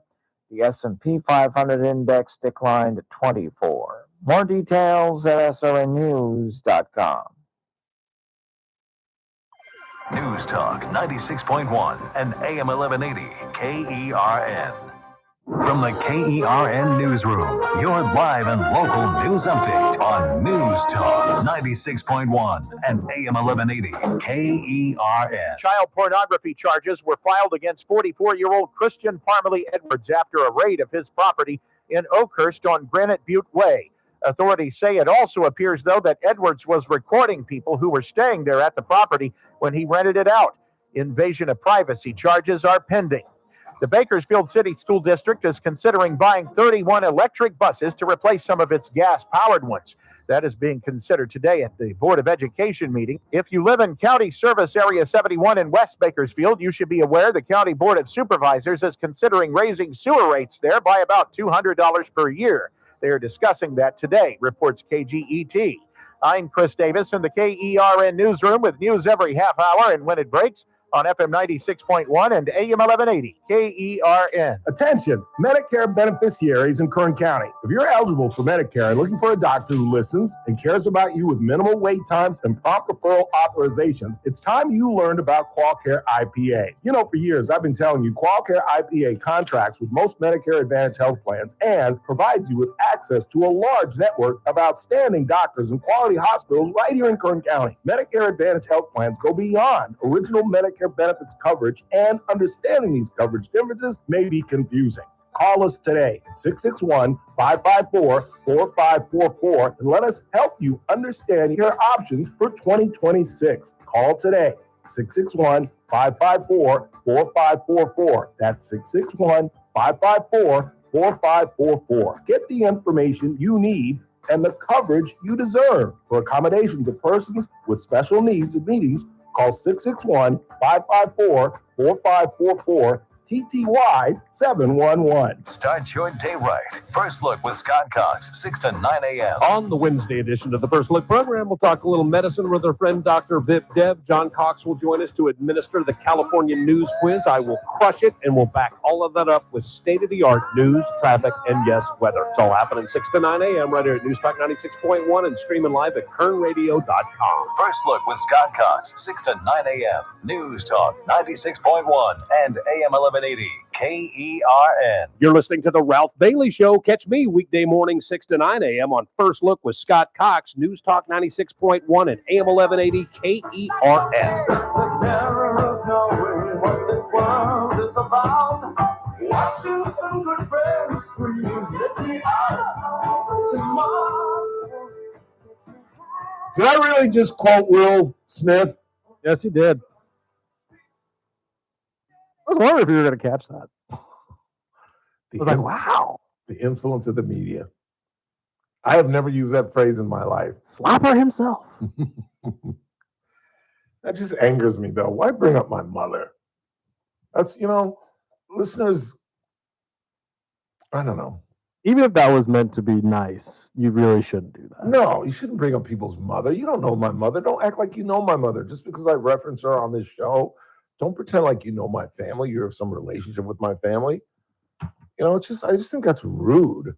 As I've talked about, whenever I get in a situation where I talk about Leticia Perez, and I say I feel bad to talk about her family because you don't talk about people's families, but her husband is part of her political family, so therefore it's open book. But I don't like talking about people's families, their relatives, and I just get squeamish when you start talking about mine because you have no idea what you're talking about. Hell, I might not even have a mother. I might have been an orphan, and I'm making the whole damn thing up. There is no Ralph and Harriet, for all you know. Couldn't pick out my mother in a lineup. Anyway, what else is going on? I didn't want to get back into the Robert Mueller thing because I just think this is beyond the pale. It's absolutely beyond the pale. For anyone to say they're glad someone's dead is just wrong. And again, as I said at the top of the show, maybe controversially, maybe erroneously, but I believe that if you've ever believed that you're glad someone is dead, unless they're, we're not talking about, enemies of the country. Like, we're all glad that the Ayatollah is dead. I don't think that's falls in this category. But I think when you're glad that a man that was a veteran of this country that responded to one of the most controversial wars in American history when everybody, including the President of the United States, was breaking their neck not to go to Southeast Asia, when people were burning of draft cards, where people were running to Canada, when people were getting doctors to write notes, they had bone spurs, when other presidents were getting congressional folk to get them out and going to Oxford to stay out of the war. Robert Mueller, no matter what you think of him as an FBI director, no matter what you think of him during Russiagate, was a badass American. He was a badass Marine. Do you know why Robert Mueller volunteered for Vietnam? Volunteered because his roommate was murdered, killed in Vietnam. And he felt it was a duty. Where he won the Bronze Star, he was awarded a Purple Heart. Even George Bush spoke glowingly about him when he was appointed. Now, there's no law that says you have to be a Robert Mueller fan. I think he absolutely blew the Russia investigation. I think he was a decent FBI director. But again, for anyone to say that anybody should be glad that they're dead is just wrong. It's just not the way I was raised, and I don't think that's the way you were raised. Let me give you a classic example, because I thought a lot about this. And I don't know whether I should go here, but when I'm confused whether I should go there, I lean toward the side of, guess what? I'm going to go there. You all probably remember a radio talk show host by the name of, I just lost my producer. He scared the hell of me. Don't disappear on me like that, bro. Scared the crap out of me. My bad. Because I was going into something. I thought you were walking out on it because of the topic. I once had a relationship with a radio talk show host by the name of Inga Barks. As many of you know, Inga Barks passed away in a really young, tragic manner. Not going to get into it. And I think it's safe to say that we despised each other. My mother taught me, don't use the word hate, but we disliked each other passionately for a number of reasons that are unimportant for this conversation. And on my father's grave, I can swear to you that what I mean, she did some dirty things to me. Again, I'm not going to get into them. I'd love to, because it's one story that is just like, did she really do that to you, Ralph? Yeah, she really did, but it's unimportant. And again, I don't want to be guilty of what I'm lecturing about, speaking of the dead.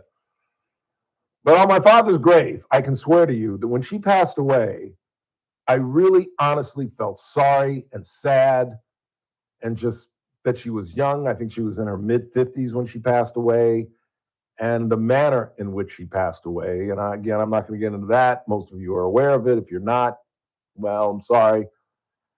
Because months after her death, I started dating a woman for a very short time who was a classmate of hers at South High School. And she was among a group of women that were very close friends to her, Inga Barks. And she told me about how they tried to do, well, let me just put it this way. They tried to intervene in her life and tried to get her back on the right path, and they failed, quite obviously. But again, sincerely, I was saddened. As much as I disliked that woman, I was saddened because she was young and she gave me butterflies. When I hear somebody who is as good as I am, or maybe better than I am, I get butterflies listening to them. When I hear people that are incompetent and aren't as good as I am, or I don't think they are, I just kind of laugh at them, let them do what they want. And there are people in this market that I listen to, and I'm just like, good. You must make the company a lot of money because you're not very good at what you do, but okay, more power to you. But when I hear somebody that's as good as me or better, I get this uneasy, queasy feeling. And I always had that about her. She was incredibly talented. She truly was. I've always said that about Jazz McKay. There are just some people that just, and I suffered from this very disease, can't get out of their own way. Fortunately, I've kind of shaken that and had steady employment for the last 22 years. But to think that I would have wished that she was dead, I can't imagine feeling that way, thinking like that. And for the leader of the free world, and again, like I said at the top of the show, this isn't the first time that Trump has done this nonsense. The way he talked about John McCain after his death, another Vietnam hero that Trump criticized because he got shot down over Vietnam. This is just unacceptable. And if you don't have a problem with it, I truly believe, and you can stop listening to me and you can call me stupid or whatever, you just weren't raised right. Because that is, I've always thought, one of the basic tenets of a civil society.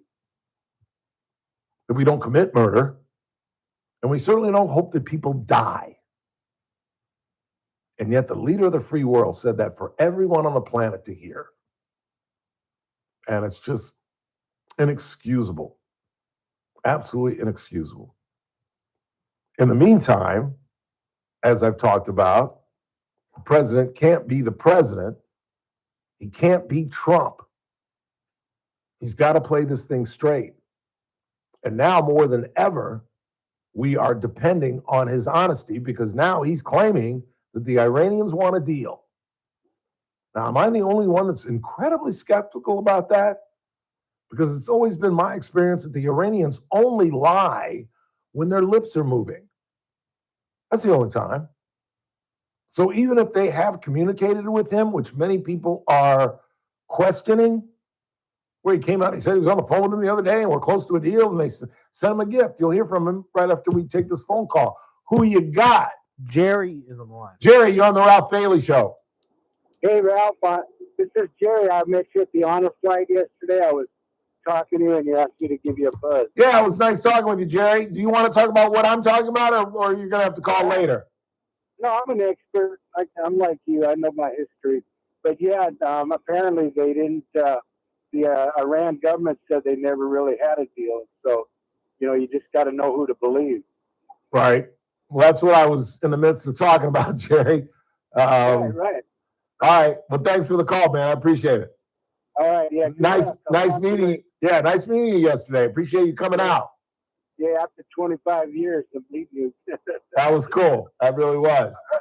All right. I'll talk to you later. All right, man. Thanks for the call. Yeah, we got to meet a lot of listeners yesterday. George Culver was out there. I'm about to post a picture of me and George together. He made a contribution and donated some of his books. We had a lot of folks that did not play that came out just to say hello to the old honor flight staff and the number of veterans. In fact, I should have mentioned at the top of the show I buried the lead, but we'll talk about it with Lily in the 5. We had a World War II veteran that was in a golf cart running around the golf course with Glenn Nakashima, and 104 years old. He was 100 when he went on honor flight. Now he's 104 years old, and he was our guest at our banquet after the tournament last night. And he was, like I said, running around with Glenn in the golf cart saying hi to everybody. That was one of the big highlights of the tournament. He got about a 45-second standing ovation at our dinner, and it was really, really cool. And again, anytime I touch this topic, I have to remind you, we still have a number of World War II veterans out in our community, believe it or not. And many of them have not gone on honor flight. Please, please, if they live on your block, if they're related to you, if they're related to a friend of yours, get these men on this flight. I see Paul Guerra just about every weekend out at Bakersfield Country Club. And since his father went on this trip, if we ever start talking about honor flight, because I saw him Saturday before the tournament, every time he talks to me, he said, honest to God, you can ask Paul Guerra this yourself. He's on the board out of BCC. Every single time he sees me and honor flight just happens to come up, because obviously on Saturday I said, hey, we're really excited about the tournament coming up on Monday. And he said, oh, yeah, I've got 3 teams for you. And, oh, I love it because my father, it changed his life, is what he told me. And he tells me that every time we talk about it. And you guys know that is one of the phrases that I use in talking about honor flight. It changes these men and women lives. It truly does. And it's a 3-day trip that I know it's almost incomprehensible to think how a 72-hour flight to Washington, D.C. could change these guys. But it does. And in particular, for the veterans from Vietnam who were treated so badly upon their return and now have the great opportunity of being adored, feted, honored. And there are a number of events that go through honor flight that I've talked about so often that just takes their breath away, almost literally. And so if you can get them on these flights, get them on these flights. And again, I always have to provide the caveat. They're going to say no. I don't care if they're 37 years old. They're going to say no. They're going to be extremely reluctant, almost to a man, to a woman, to a person. These veterans are, 72 hours, and I'm in my routine, and I'm too old, and I went to Trenton, New Jersey. I never went to Vietnam. But screw it. If you're a veteran, you deserve to go. You answered the call. And for those that are trying to recruit folks, you truly have to be persistent. You truly do. There's a classic story that Lily tells that I retell all the time, where there was a gentleman who had recently lost his wife and just really didn't want to go. And it was his son-in-law that convinced him to go. And as the story ends, typically it changed his life. And he was more talkative about his experience in the war, talked about the experience of the 72 days in D.C., was more outgoing because he was obviously a little down in the dumps after losing his lifetime mate. And that trip changed his life. So you can change a life. And don't forget, our fundraiser is coming up in September. Let's go ahead and take a break. When we come back, I'll finish up with Trump. You will hear from the president on him paying TSA workers and FEMA and the Coast Guard to the Save America Act. That's something new. Plus,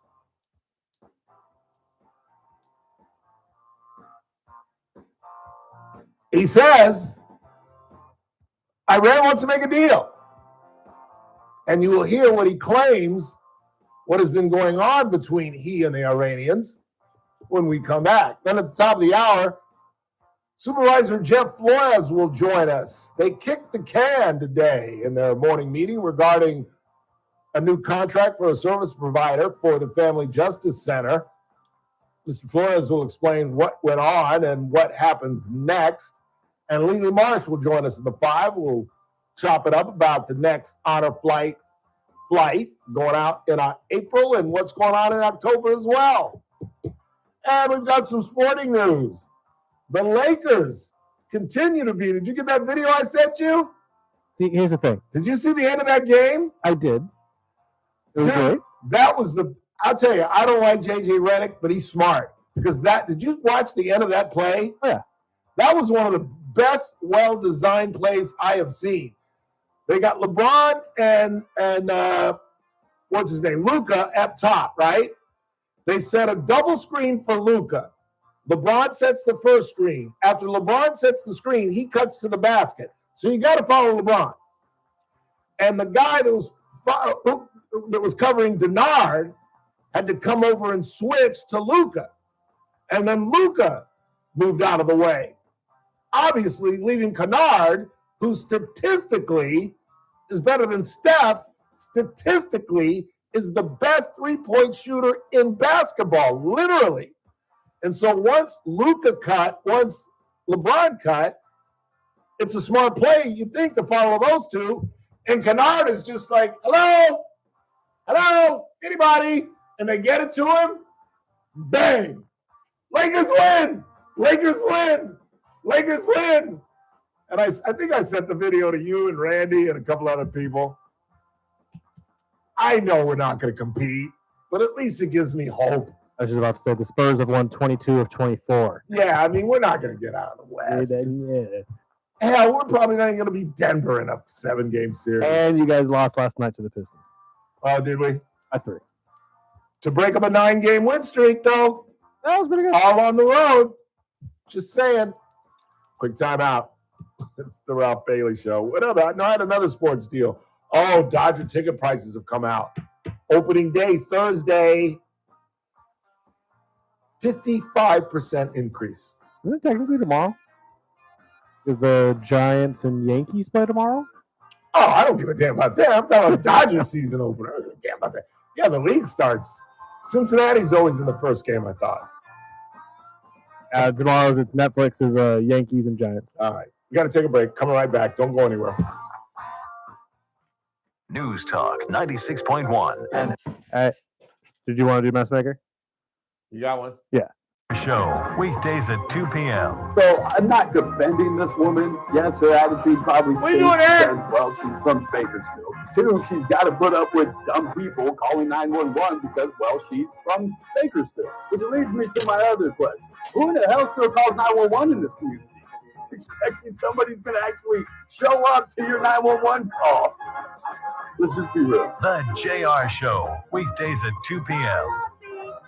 Every Thursday at 4:30, Daniel Petrie lightens up the broadcast with his incredible wit, pure intelligence, political knowledge, and obviously an absolute master of economics. That's why he's such an important cog on this broadcast. And you can hear him even on some of his off days when there are financial movements that we can't explain. We lean on my man from Messmaker and Petrie Wealth Advisors. And of course, you know what they're all about. They're all about retirement. I've turned at least 3 or 4 different people on to Messmaker Petrie Wealth Advisors, and they could not be happier. You could be happy as well with your situation in terms of the fourth quarter in your life if you call 395-9400, 395-9400, the offices of Messmaker and Petrie Wealth Advisors.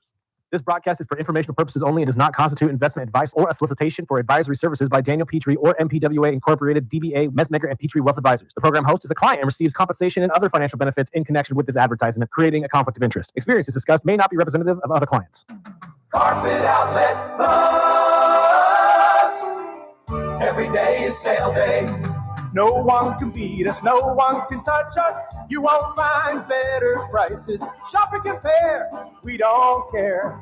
Take a look our way and come into Carpet Outlet Plus.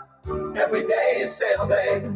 Carpet Outlet Plus installed over 1 million square feet of flooring last year alone. Over 20 years of Bakersfield's best flooring store means you can trust us with your hardwood, laminate, vinyl, and of course, carpet. Come in today to see over 100 waterproof floors from our in-stock inventory. It's probably been time to change your floors for a while, so call, click, or stop by today. Your free in-home estimate is waiting for you. Carpet Outlet Plus, 3.5 blocks west of 99 on Rosedale Highway. Carpet Outlet Plus. Every day is sale day.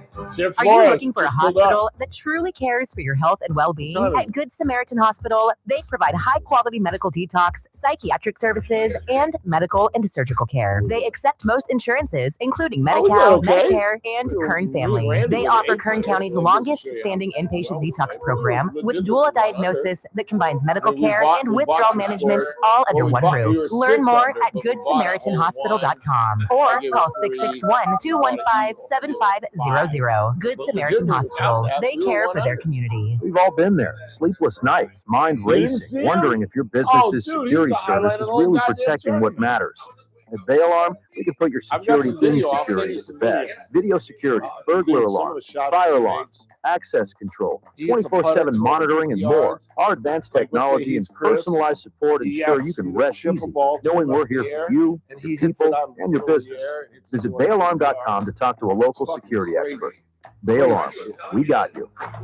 I'm JR Flores. Catch my show, The JR Show. Yeah, I was weekdays saying, at 2 that's the p.m. fair way. Now, back He'll to the point Ralph at the Bailey other Show hole. on News Talk Like, he should be lined up 96.1 like this and to AM the 1180 He'll line KERN. up like this and hit it and make it spin where it comes all the way back. That's incredible shit.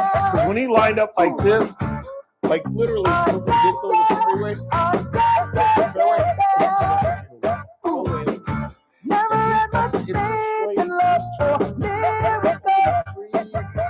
bang.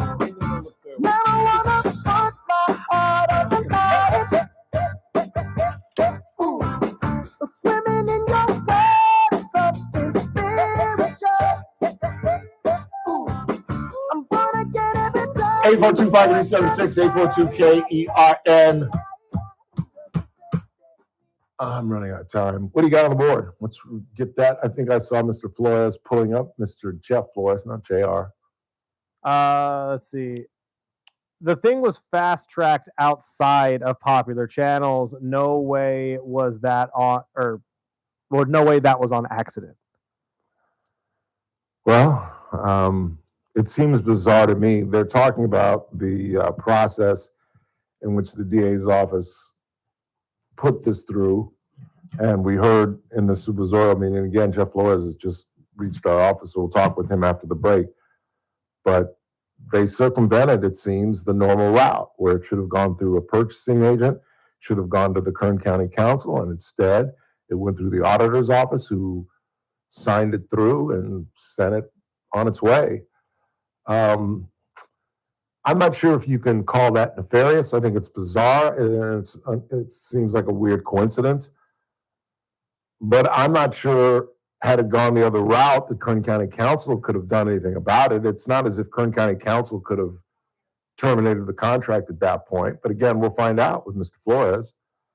But it does seem bizarre in this increasingly bizarre story.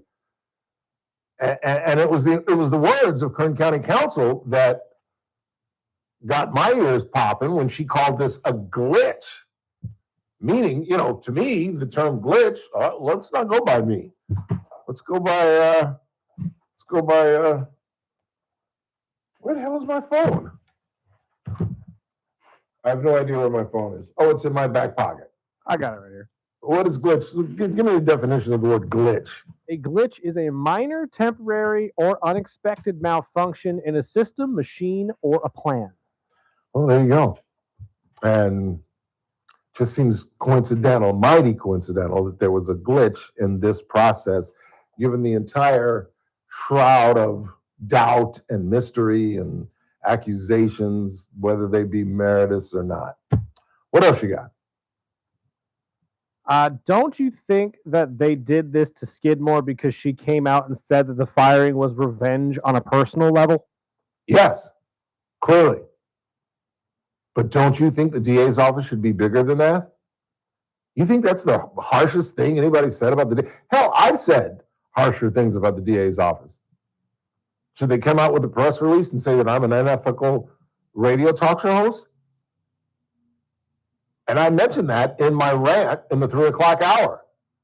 That Lauren is not completely and totally blameless from this. We've talked about this, and I've charted the fact that she missed 2 meetings that I suggest she should have gone to. I think if you have $1 million contract with somebody, even though they're not paying it, but you have a relationship with somebody like that and they want to sit down with you, I think you should go. I think there was one statement that she made generically about parents in the Mata case. But again, if that was an issue, why didn't they do something right then? It's the timing of all of what the DA's office has done. It's not exactly what the DA's office did. It's the peculiar timing of it, that it followed Lauren Skidmore going to Sacramento, Lauren Skidmore being televised with Christina Scrivener. And I don't think there's any question. I think this is absolutely irrefutable that there are 2 teams within that family. There's the Christina Scrivener team with her 4 children. There's the POS team led by Zach Scrivener, Cynthia Zimmer, and Kathy Scrivener. And there's no question there are 2 sides on this. And some people have sided with the Scriveners and the Zimmer, and some have sided with Lauren Skidmore. But again, as I have repeated, let's just say Lauren Skidmore was incompetent. Why did they have to try to besmirch her? Simply because she was critical of them? And you all think that's kosher? You think that our DA should be taking pot shots at people who criticize them? Really? Think about if Sheriff Youngblood or Greg Terry or any of our leaders responded that way. Come on. Jeff Flores joins us next.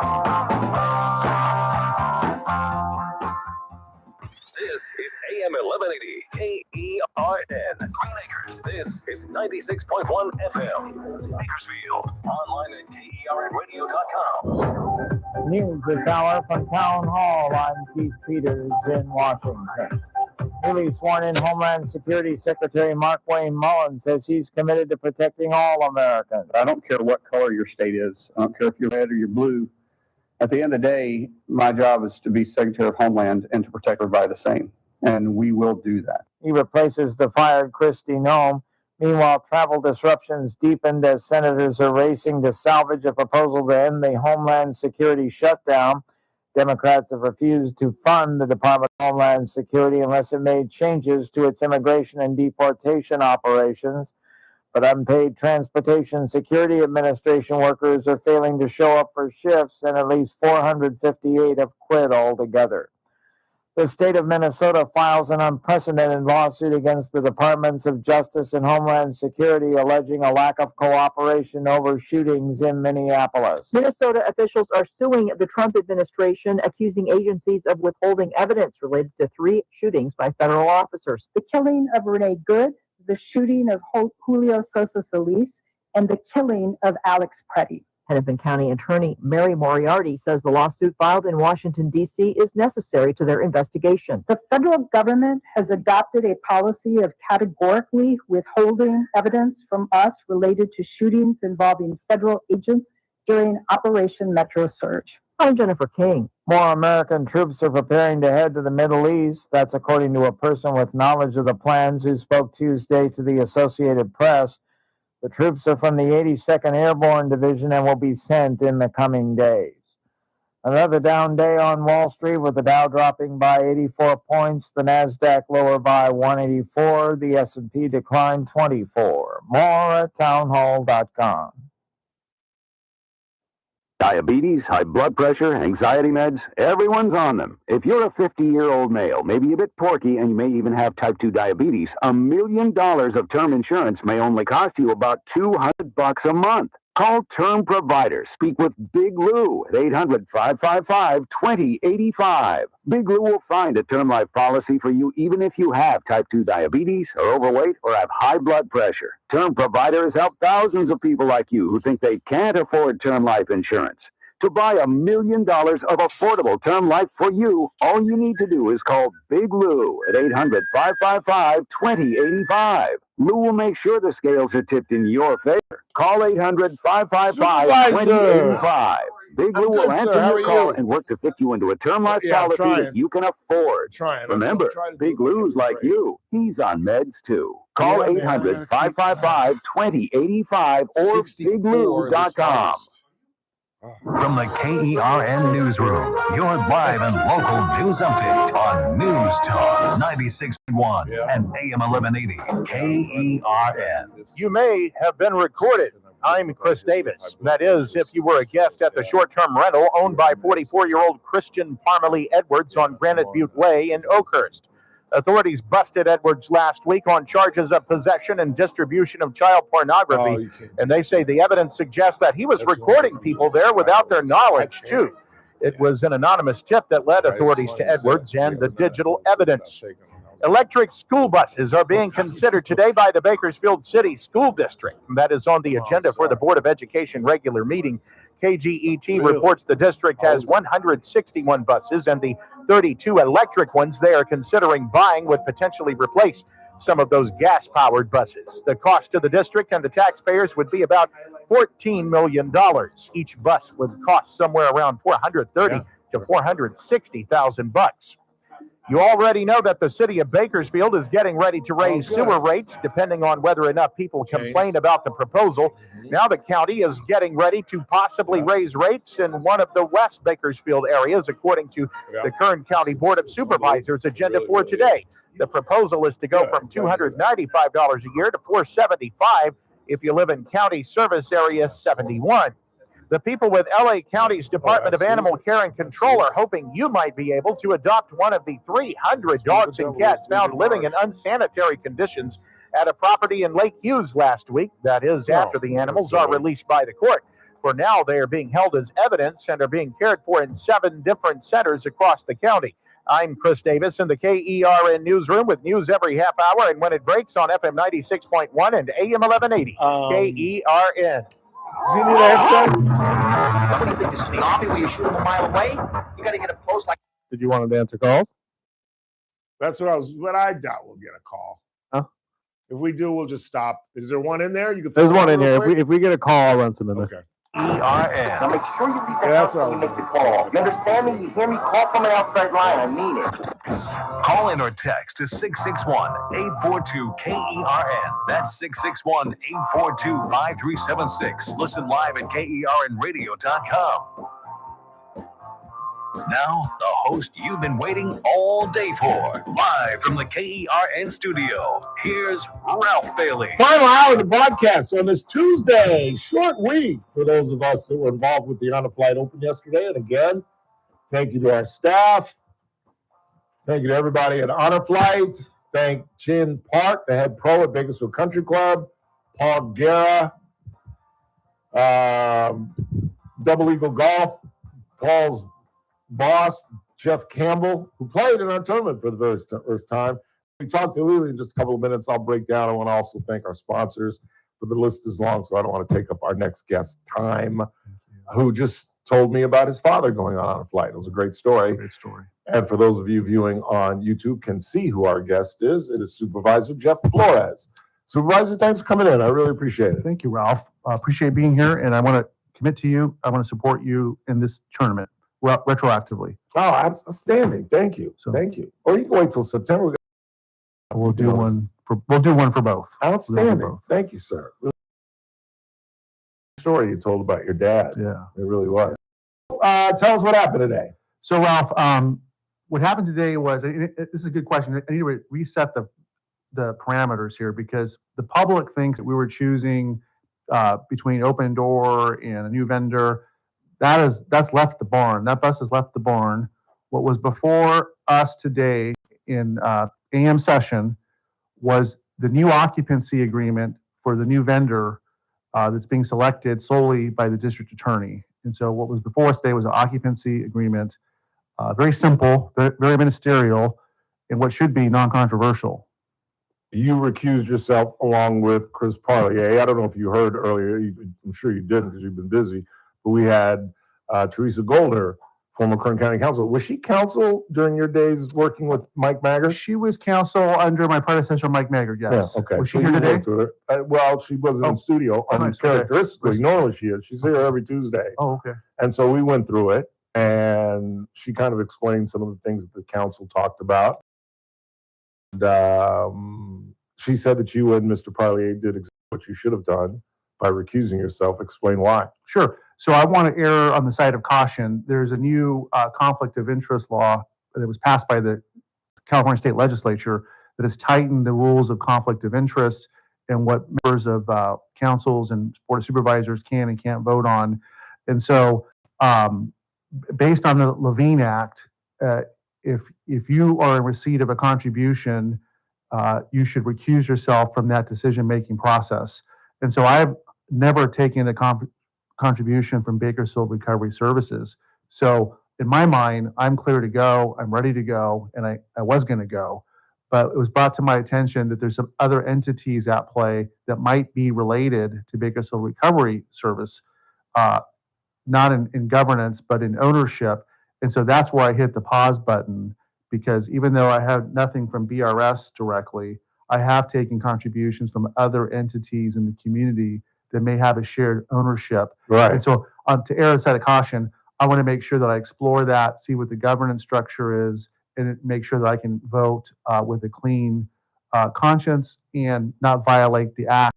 And there are also provisions within the act where we can proceed with a vote, Right. even with the contribution, as long as it follows some public process and some permitting Right. and public bid and competitive process, then we can override that because there are exceptions to the Levine Act. And that's exactly what Teresa Goldner Oh, she explained did. when we Okay. talked at 3:30. And Okay. what basically he's trying to say is there is a larger umbrella that includes a number of companies, including, I believe, Aspire, the Wellness Center, the Psychological Wellness Center. I don't have all the names off the top of my head, but they're all basically run by a core of people that are all connected.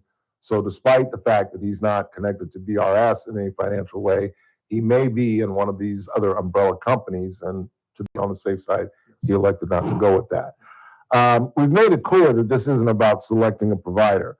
However, when was this provider selected? Do you have information on this? And I have sources that tell me that the contract with Open Door Network should have been terminated in 2025. Was it? Do we have a timeline when this whole thing went out? I don't know. That wasn't before me today. I don't know when they terminated. They recently terminated. I know my understanding that Open Door has left the facility.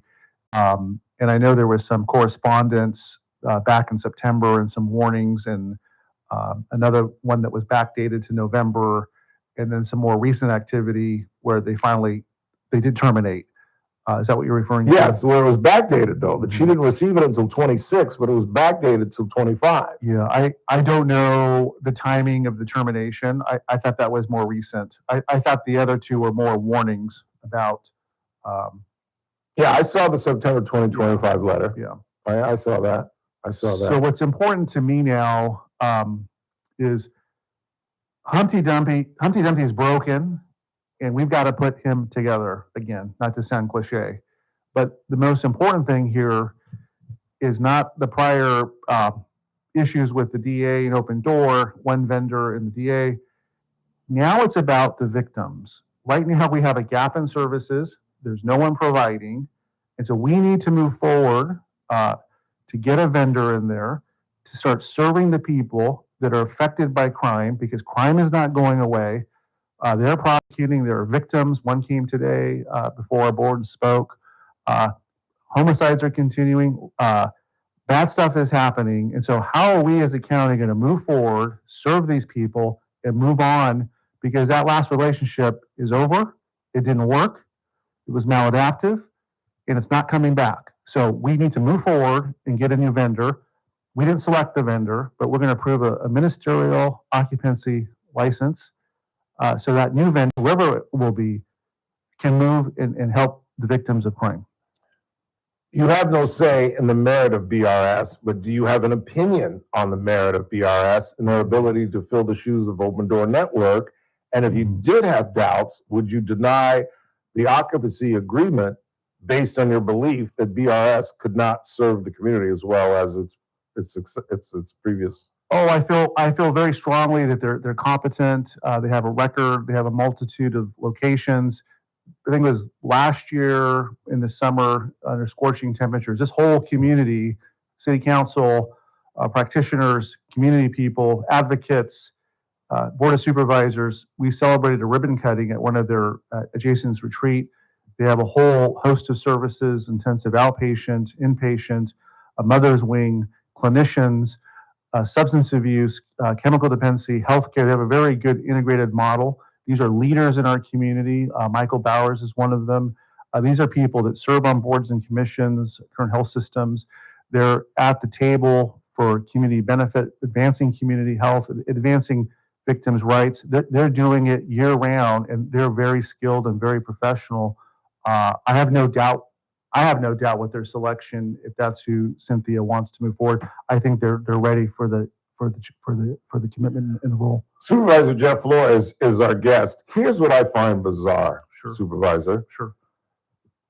Let's assume that everything's on the up and up in terms of the relationship between the DA's office and the Open Door Network, and they simply wanted a better provider.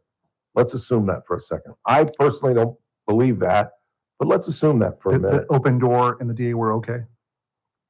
That it wasn't a personal reason that she dismissed it. Okay. I believe that. But let's assume that it wasn't. That they were not happy with the providing service of the Open Door Network. Correct. I don't believe that, but let's assume that's the case. Let's grant the assertion. Okay. Let's grant the assertion. I've been fired 4 times in this community, Jeff. 3 of those 4 companies have rehired me. But in my experience of getting let go 4 different times, no company has ever tried to besmirch my reputation. Nobody, after terminating the relationship with me, went back and piled on and said Bailey was unethical and unprofessional, was a horrible employee. Because why? Because they terminated the relationship with me. I'm out the door. They don't have to deal with me anymore. So it seems bizarre to me that 2 of Cynthia Zimmer's main deputies, after they terminate the relationship, Lauren Skidmore is out the door, Open Door Network is out the door, no pun intended, to then after the fact write letters to the media that Lauren Skidmore is unprofessional and unethical. You don't find that bizarre? And what would be the motivation for that after you've terminated the relationship? Yeah, I didn't write the letter. I don't know the motivation or the rationale, but I think having read it in the press like you have, I think they were trying to demonstrate the reason and the rationale for the termination and the breaches of the agreement and the jeopardy to the prosecution, all of the above. But, isn't that bizarre though? Nobody talks about personnel matters like that. Yeah, again, I didn't write it. I can't comment. Only the DA's office who issued that release can talk about why you chose that word script. And I don't want you to talk for the DA's office, but could we not agree that that's extraordinary, or at least rare in your business dealings? And it is in my life. Well, for me, not that it's about me. If I terminated someone, I wouldn't get into personalities or ethics. It's a private personnel matter. I think this one's a bigger public. It's in the public domain, and I think that people want to know why it was terminated, and I think they highlight the reasons why in that press release why there was a termination. Right. Let's get into that. The merit of that. Have we confirmed that an advocate cannot speak out? Lauren Skidmore is not an attorney. She's not specifically affiliated with the DA's office. I disagree with Teresa Goldner, which is always dangerous because she's forgotten more about the law than I'll ever know, and I respect her incredibly. But I'm not certain that they are technically by law an arm of the DA's office. And I base this on a very good friend of mine who works in the U.S. Attorney's Office in Los Angeles. So our county counsel has said differently. I think district attorney naturally said differently. Can she comment on victims' rights issues in general? Yeah, I would say yes. But can someone who's contracted with the prosecution's wing of the building, can they as an advocate of a victim speak publicly about a current case? Yeah.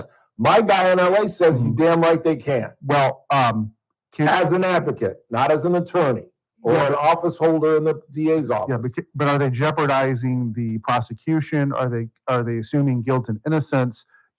How is that playing out in the public sphere? What are they saying? I think we need to look at transcripts to help drill down on that. Is it generalities or is it specificity? And what kind of specificity? And is it jeopardizing cases that the prosecutor is prosecuting?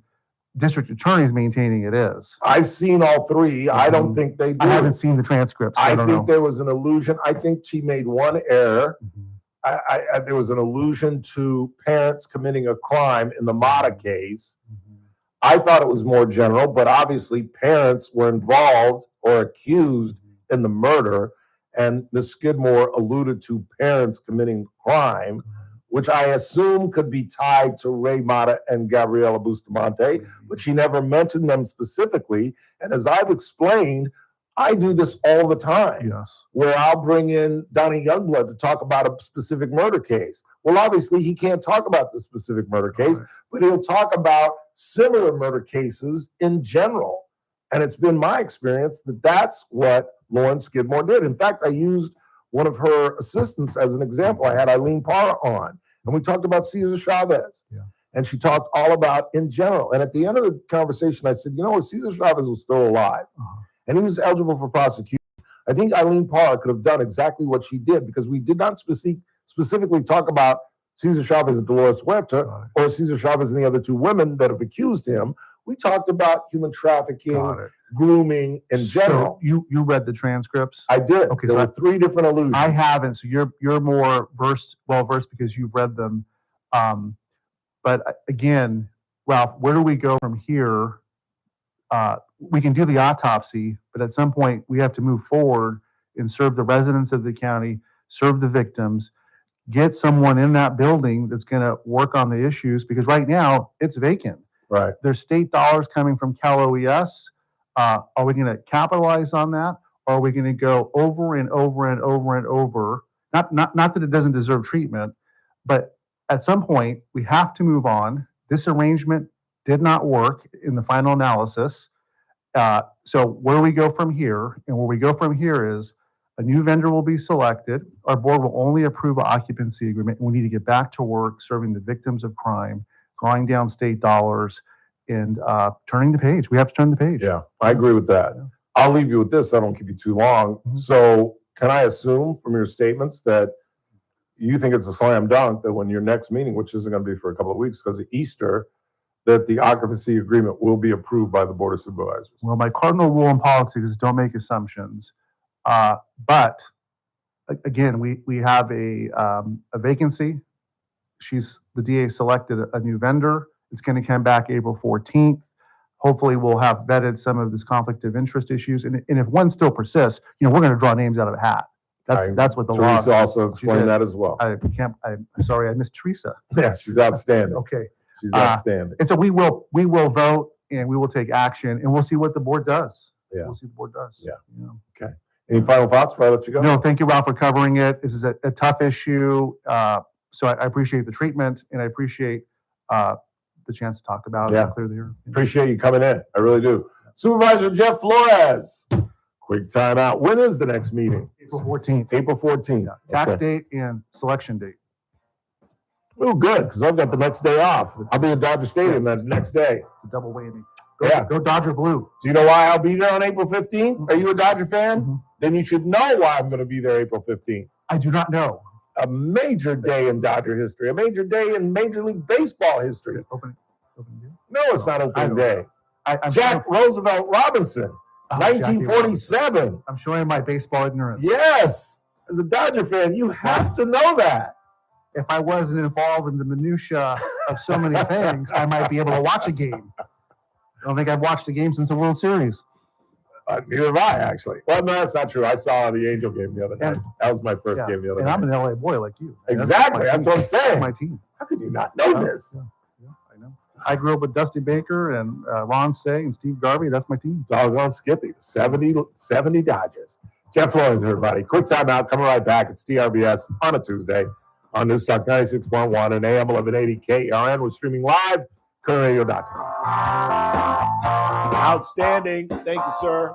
News Talk 96.1 and AM 1180 KERN. Start your day right. First Look with Scott Cox, 6 to 9 a.m. On the Wednesday edition of the First Look program, we'll talk a little medicine with our friend Dr. Vip Dev. John Cox will join us to administer the California News Quiz. I will crush it, and we'll back all of that up with state-of-the-art news, traffic, and yes, weather. It's all happening 6 to 9 a.m. right here at News Talk 96.1 and streaming live at kernradio.com. First Look with Scott Cox, 6 to 9 a.m. News Talk 96.1 and AM 1180 KERN. It's that man again, Oh, you Ralph remember Bailey that? for Adaptive Oh, that's a Networks, cool place. business owners. How many times have you called your IT company and felt like just another ticket number? Well, at Adaptive Networks, exceptional customer service isn't just the promise, it's how they do business every single day. And nobody knows that better than the folks here at American General Media because they are a client of ours and we are a client of theirs. IT is incredibly important for a radio station. We can't depend on somebody saying, well, we'll be out there tomorrow because all you hear is nothing. So it's do or die for us. That's why we depend on Adaptive Networks. And when you call, you'll actually talk to a real person who knows your name, understands your business, and genuinely cares about solving your problems. No phone trees, no run around, no attitude. That's what Adaptive Networks are all about. Call today at 661-241-0638. That's 241-0638. Join the IT network that American General Media uses every day. This month at Affordable Dentures and Implants, we're standing with our heroes, the brave men and women who've worn our nation's uniform and defended our freedom. Hi, this is Dr. Nozar Tarkesh, and right now through March, we are offering 20% off all services and free upgrades for any denture packages. This is for every veterans or active military with ID who comes in to get implants or dentures, because your sacrifice deserves more than just words. We love you, we appreciate you, and may God bless America. So if you're a veteran, don't wait any longer. This special offer is only available through the end of the month. Come in and receive 20% off all services and free upgrades for any denture packages. This is for every veteran or active military with ID who comes in to get implants or dentures. Whether it's dentures, implants, or a smile you thought you'd lost, now is the time to take that step. Visit affordabledentures.com to schedule an appointment today, or visit us on the corner of Coffee and Truxton. Affordable Dentures and Implants, that's what we do. Are you looking for a hospital that truly cares for your health and well-being? At Good Samaritan Hospital, they provide high-quality medical detox, psychiatric services, and medical and surgical care. They accept most insurances, including Medi-Cal, Medicare, and Kern Family. They offer Kern County's longest-standing inpatient detox program with dual diagnosis that combines medical care and withdrawal management all under one roof. Learn more at GoodSamaritanHospital.com or call 661-215-7500. Good Samaritan Hospital. They care for their community. The Central Coast is starting to look a lot like the motherland. It's time to dust off those clubs. At CentralCoastGolfCard.com, 11 premier California golf experiences are just $125. Enjoy fresh greens, ocean breezes, and the best golf landscapes in the state for the rest of the year. Why pay full price when you can play more and save more? Visit CentralCoastGolfCard.com today and start swinging into spring. CentralCoastGolfCard.com. More golf, less green. The Armstrong and Getty Show, weekdays noon to 2 on News Talk 96.1 and AM 1180 KERN. Now, back to the Ralph Bailey Show.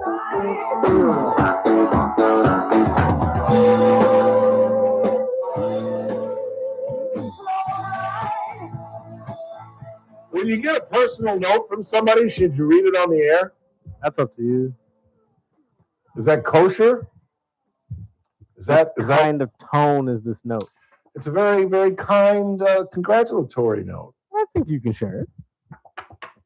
It's from Mike Trahey, my former boss. He was the city editor of the Californian when I was there for a short period. And then he was the assistant news director at 23 when I first got into radio. We have a great relationship, even though we didn't have a great relationship when we worked together. We used to fight about, and we've talked about this before, and I couldn't remember the phrase either. You had to come up with it. Racial profiling. Mike's thesis was, hey, Ralph, if you're in a black neighborhood and the black people are making all the crimes, what's wrong with stopping black folks who seem suspicious? And I would be like, well, what if Desmond Tutu is riding in that neighborhood? What if, back then I'd use Bill Cosby as an example, but there goes that. But what if it's Ralph Bailey Sr. or Ralph Bailey Jr.? You can't just stop him because of black. But he wrote, it was really kind of him, and it's dated the 13th. He said, Ralph, I just wanted to take a minute to congratulate you for your show's continuing and seemingly growing success. Seems these days that when someone has something important to say, they turn to TRBS. Congrats and keep up the great work. Try EPS Luigi soon. That's really cool. I love that. Because Mike is, people get older and they get a little softer. But Mike was kind of these 20s. That's why I loved him. He's one of these 20th century hard-boiled. You know who I always compared him to? Lou Grant. You know how I compare life to fiction. And he was kind of a hard-boiled, no nonsense, don't mess with me. Remember I told you I drove him crazy? Because when they whacked me, and right after they whacked me at 23, I got a job at 29, like literally 2 weeks later. But my contract didn't end for another 2 or 3 months. So I literally was working at the time essentially for 2 different television stations. I was still under contract with 23, but I was in the process of signing with 29. I had to pass a drug test and obviously sign my contract when my 23 contract was over. But technically I had been hired at 29. And so just to tick off Trahey, because I had a tendency to come into meetings late, 9:05 for a 9 o'clock meeting, and it drove him crazy. So I bought a 29 jacket and would wear it to our 23 meetings. And Trahey would go ballistic. And I'd be like, you want me to go home? You want to fire me? Oh, wait, you've already done that. You want me to go home? I can go home. Because in about a month, I'll be working across the street, kicking your behind. But if y'all want me to leave, I can leave in my KBAK jacket. Yeah, I was kind of a jerk. Yeah, I really was. Some of you still believe that. Heading into the final half hour of the broadcast, it's the Ralph Bailey Show on a Tuesday. Right here on News Talk 96.1 and AM 1180 KERN, where we stream live at kernradio.com.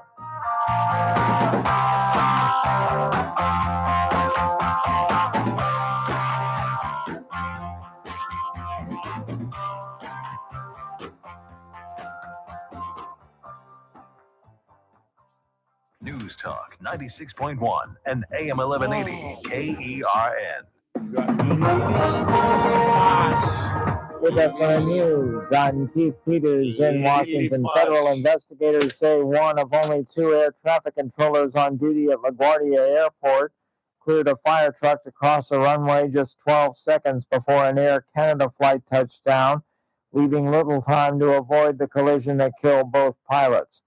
The National Transportation Safety Board is working to determine which of the airport's layers of safety precautions failed and allowed the fire truck onto the runway Sunday night. More American troops are preparing to head to the Middle East. That's according to a person with knowledge of the plans who spoke Tuesday to the Associated Press.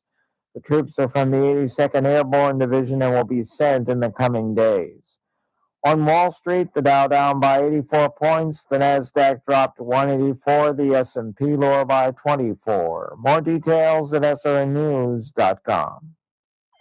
News Talk 96.1 and AM 1180 KERN.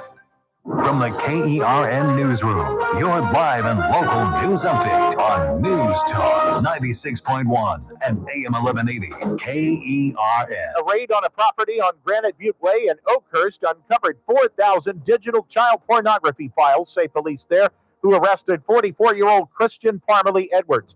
They also say some of the evidence shows he recorded some of his guests who were staying at the property when Edwards rented it out. A fire near Mojave early Sunday morning there burned 3 trailers on Lone Butte Way, say Kern County firefighters, who say they nearly ran out of water trying to protect other structures that were in danger. The people with LA County's Department of Animal Care and Control are hoping you might be able to adopt one of the 300 dogs and cats found living in unsanitary conditions at a Lake Hughes property last week. That is, after the animals are released by the court. I'm Chris Davis in the KERN Newsroom with news every half hour and when it breaks on FM 96.1 and AM 1180 KERN. My perfect day has sand, salt water, and friends. But my moderate to severe plaque psoriasis can take me out of the moment. Now I'm all in with clearer skin thanks to Skyrizi. Risankizumab Riza, a prescription-only 150 milligram injection for adults who are candidates for systemic or phototherapy. With Skyrizi, most people saw 90% clearer skin, and many were even 100% plaque-free at 4 months. Skyrizi is just 4 doses a year after 2 starter doses. Don't use if allergic to Skyrizi. Serious allergic reactions, increased infections, or lower ability to fight them may occur. Before treatment, get checked for infections and tuberculosis. Tell your doctor about any flu-like symptoms or vaccines. Thanks to Skyrizi, there's nothing on my skin, and that means everything. Ask your doctor about Skyrizi, the #1 dermatologist-prescribed biologic in psoriasis. Visit Skyrizi.com or call 1-866-SKYRIZI to learn more. We've all been there, sleepless nights, wondering if your business's security service is really protecting what matters. At Bay Alarm, we can put your security insecurities to bed. Our advanced technology and personalized support ensure you can rest easy knowing we're here for you. BayAlarm.com. The JR Show, weekdays at 2 p.m. Nobody's talking about that self-worth, purpose. We're talking about that. Nobody says it. There's more to you than what you're doing. Let's help you get there. Let's help you get there. Let's just all agree that there's many different roads, but different people dealing with homelessness and living on the streets together. Right, I agree with you. As long as we can start there, then I think we can start to make a bigger difference. Weekdays at 2 p.m. News Talk 96.1 and AM 1180 KERN. The Clay Travis and Buck Sexton Show, live 9 to noon. Now, back to the Ralph Bailey Show on News Talk 96.1 and AM 1180 KERN.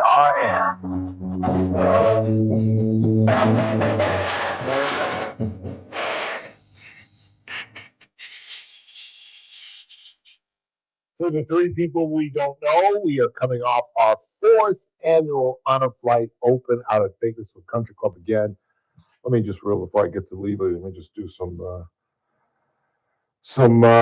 heavy lifting here, things that I have to do. And why is my phone? I need a new phone, Chris. I really do. I'm going to have to fall into this. I think they do this on purpose, where your phone just starts doing whatever the hell it wants because it makes you buy a new phone. Not that you would know what I'm talking about, because what kind of damn phone do you have? I have an Android. And you and like 7 other people in North America. And? You do realize that, right? What did you just get rid of your BlackBerry? No, I had a Blackjack, actually, believe it or not. Is that no? Of course I believe it. Got a damn Android. I had an iPhone at first. I just decided I like these a little bit better. Plus, I don't like what you're complaining about currently, which is the fact that the phone upgrades itself into the grave. It really does. It truly does. And now I forgot. What am I looking up? You were looking up the sponsor list that we Oh, that's right. Thank you, jeez. I totally forgot. Very quickly, I want to thank No, it's wrong list. Sorry, hang on. Don't go anywhere. Plenty of time. No, same stupid list. Let's try that one. Hang on, don't go anywhere. Sangera Subaru, of course. Damon Culbertson, Hassan Levy. Adaptive Networks, our current studios, are powered by our IT company, Adaptive Networks. Jennifer and Ryan Van Alstyne. Advanced Beverage, of course. Derek Toupee, his oil company. Valley Strong. Sully's, of course. Houchin Blood Bank. Jeff Campbell, Paul Guerra at Double Eagle Golf, and our good friend at King Door Company.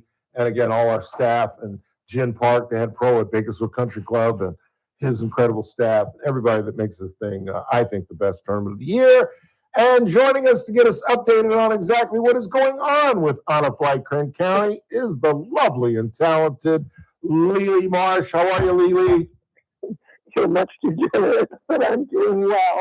And you guys knocked it out of the park. That is for sure. Yeah. What a day. Yeah, it was a day. Yeah, it was fun coming off the rainy day last year and the fear of rain the year before that to have a gorgeous day and have our guy Josh out there hitting trick shots and entertaining the whole staff. It was or the whole group of people out there and to sell out.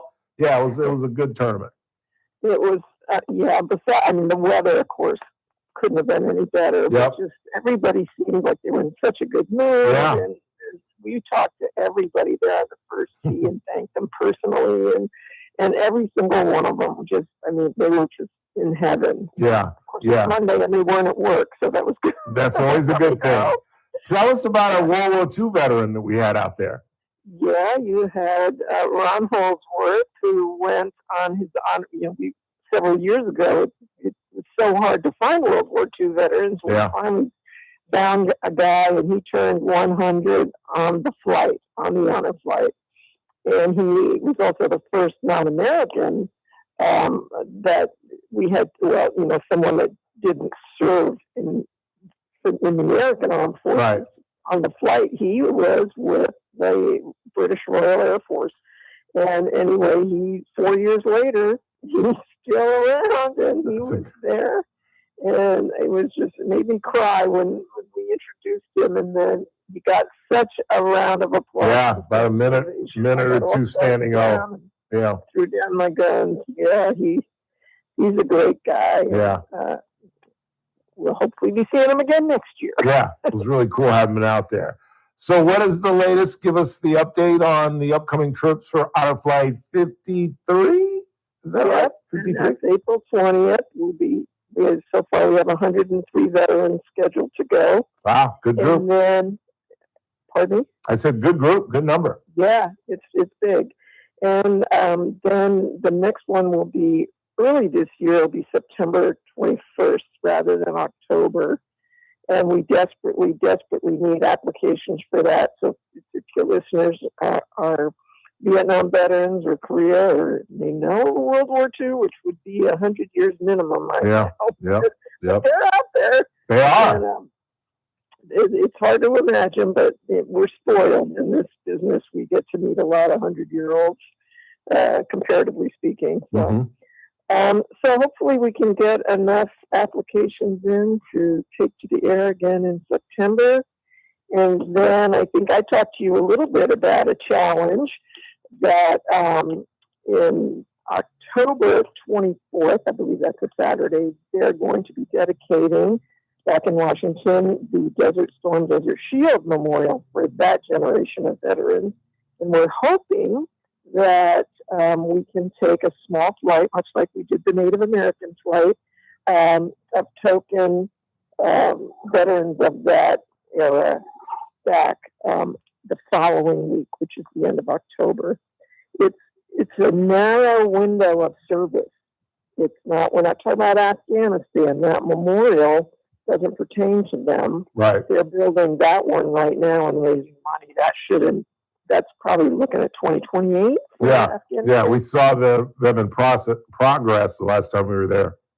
Yeah, so this one's going to be, I don't have the exact dates, but it's like August 1990 to February something 1991. It's Desert Storm and Desert Shield. So again, if anybody served in that span of time, and it's on our Facebook page, then they should definitely apply and get on that list early so they can make their way back and let us show them the love that we do so well. Yeah, absolutely. We will definitely talk about it. I don't know if you heard, Jeff Flores, supervisor, was joining us. And right before we went on, he talked about his father going on the trip just a couple of years ago. And now his father's gotten a little bit older and had some medical issues. But he said he was so happy that his father went on that trip and that, in fact, it was life-changing for his dad. Oh, I missed that because I was in a meeting. I stepped out. You can go back and watch it. You can go back on YouTube and watch Yeah, it. that's right. I can. You sure can. You sure can. Yeah. That was really nice. That's why we do it. We love to hear those stories. Yeah. That they've waited so long to be changed. And it's just music to our ears. And it's why we have so many volunteers that come back day after day after day and make these things happen. Yeah. It's just a greater group there is not. I agree. And one of the reasons that he brought that up is because I was telling the story. We were talking about the tournament, and I was going through some of the folks that helped us, and I was talking about how Paul Guerra, who is on the board out at Bakersfield Country Club and who I've known since he was literally a child, and he works with Double Eagle Golf. And his father, as you know, went on the last trip. And every time I see Paul, and Honor Flight is barely mentioned, he brings up the fact, dude, I got to thank you. You pushed me to get my dad on this thing, and he's changed. He played in our golf tournament. I should have introduced you. God dang it. Yes. I should have introduced you to Paul's dad. But he was in the group right behind us, as a matter of fact, and just a great guy. And he even came up to me and talked about his experience on Honor Flight. I mean, I have literally never, ever heard somebody come back and say, that was okay. You know, never. No, it's just, it's so simple to make that big of a difference in someone's life. Yeah. And I have no words to say how it means to hear them say that and see those faces in the report. And it's just, that they're different. Yeah. You've seen it, and we've talked about it a million times. It never, ever gets old. No, it really doesn't. Particularly so many worthy charities, and we're just one of the lucky ones that we can see right there. Yeah. What we gave our money to. Yeah. That's what we did. Yeah. Look at that guy. Yeah. And particularly at this stage of their lives, to say that it's changed their lives after 8 decades, that's pretty rewarding. It really is. In some cases, even older. Yeah, it's crazy. It's crazy, and it never gets old. And we can't do it without you. I mean, you took that little idea. I always think, when I thought, honestly, wouldn't it be cool if we flew veterans? And then you've done the same thing. You're like, wouldn't it be cool if we just asked people to play golf or phone in some money? And it's turned into this thing that has a life of its own. Yeah, it really is. It really is our major fundraiser. Yeah. And let's get to that, because we got kind of sidestepped. You were about to get into what we talked about, and then we kind of got sidestepped. But what we're going to try to do, and I talked about this at the top of the show, because they're sending this Desert Storm, Desert Shield group, a very small group, on October 24th, this year's fundraiser, I believe it's our 9th or 10th year. It's either one of the 9th or 10th year we've done this. We're going to do what we successfully did with the Native American trip. And that was raise enough money to foot the bill for the entire trip. So our upcoming September annual Honor Flight fundraiser will focus on the Desert Shield, Desert Storm trip on October 24th. And when Lily can give us some numbers, that'll be our target number. And I guarantee you, Lily, we will raise that and foot the bill for that entire trip. I have no doubt. Sometimes when you have that finite number, it's easier to get you, no matter how big it is. Yep, absolutely. Absolutely. And I think, we haven't heard from the airlines and the whole gas situation, but we're probably in the neighborhood of 55,000. It's not going to be killer. Right. Because it's not like one of these big flights. But right. Well, these people. It's a lofty goal, and I trust that you can make that happen. And well, it's the listeners, because when we set the goal for 53,000 for the Native Americans, they came through like champions. It's our listeners. It's this community. It's remarkable. It truly is. And that was such a unique flight too. Yeah. I wish they could have all seen it. The ceremony and the tradition that that group did while they were back there, and the burning of sage and these types of things that were it was so interesting. And when they came back to the airport in their regalia and they did the singing and it was amazing. I know. We were only the third flight in the country to do a native flight like that. You know, you're killing me, Lily. Little Bakersfield. I know, you're killing me. You're killing me because not only was I supposed to be at Teresa Goldner's daughter's wedding that weekend, but that Monday I was supposed to be on that flight, and I got bronchitis and missed both. Missed both the wedding and the doggone Native American trip that I really, really wanted to go on. And I was stuck here with bronchitis. Plenty of video, but it sure does. It doesn't do the in there. No, not at all. Gosh, these people that were our country before our country was our country. Yeah, no kidding. And they were so proud of their service, and I said at the time, but as a percentage of their population, they serve in the greatest numbers of anyone, really. Yeah. Who knew?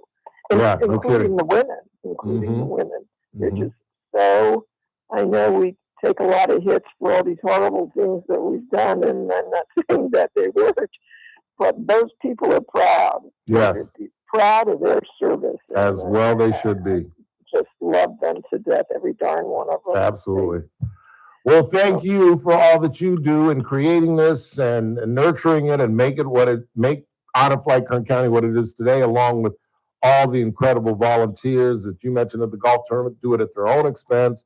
Just do it for the love of our veterans and for the love of this country. You better believe it. They deserve all the credit.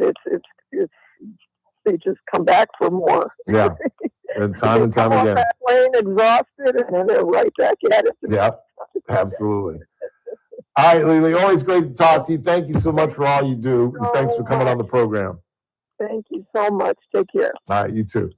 Lily Marsh, founder of Honor Flight Kern County. Just an idea she came up with because her dad was a World War II veteran. What if I could take my dad back to Washington so we could see because remember, as mind-boggling as this is, World War II ended in 1945. My mother was 3 years old, and she's now going on 84. Do you know that World War II memorial wasn't built until the late 20th century, to like the 90s? And the war ended in 45. And it never dawned on America that, I don't know, maybe since these guys, saved democracy, we should do something in their honor in our nation's capital? Not till the 1990s did they construct this thing. It's amazing. Quick time out. Wrap this thing up on a Tuesday. Tomorrow's a Wednesday. Is it Bakersfield College or is it, no, it's the Van Alstynes tomorrow, is it not? No, we just had the Van Alstynes. And we also had so it's Bakersfield College tomorrow. Must be Bakersfield College, yeah. So we will talk with them tomorrow, along with, of course, as we do each and every Wednesday, our good friend Howard Marcus. In the meantime, we got to wrap this thing up. Come back, check the board, final thoughts. Then we talk a little sports, some other miscellaneous news and notes, and get the Sam Hill out of here on a Tuesday on the Ralph Bailey Show on News Talk 96.1 and 1180 KERN, where we stream live at kernradio.com. News Talk 96.1 and AM 1180 KERN. Start your day right. First Look with Scott Cox. Boom.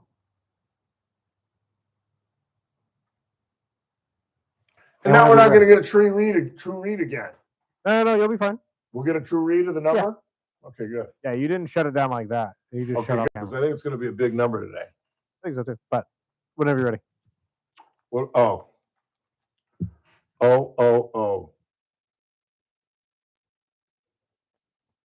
Huh? You ready? 3, 2. Again, we're almost done talking about this whole Open Door Network versus Cynthia Zimmer versus Lawrence Skidmore. But again, I have to question why they just simply didn't terminate the relationship and walk away. Why did she have her two flunkies, these two assistant DAs, purposely go out of their way and besmirch the reputation of a woman who, if it weren't for her impeccable reputation, might have a difficult time getting a job after being called unprofessional and unethical by two of the top DAs in our county? It seems bizarre. A lot of people get fired. Who knows better than I? But I've never had a company talk smack about me after they terminate the relationship. 3, 2. It's that man again. Look what's coming up on the Wednesday TRBS. Well, it's a Wednesday. Our former federal agent Howard Marcus will join us. We'll get you updated on the Iranian situation. Trump says the Iranians are waiting to make a deal. We'll find out on the next Ralph Bailey Show right here on News Talk 96.1 and AM 1180 KERN. I'll see you at 3.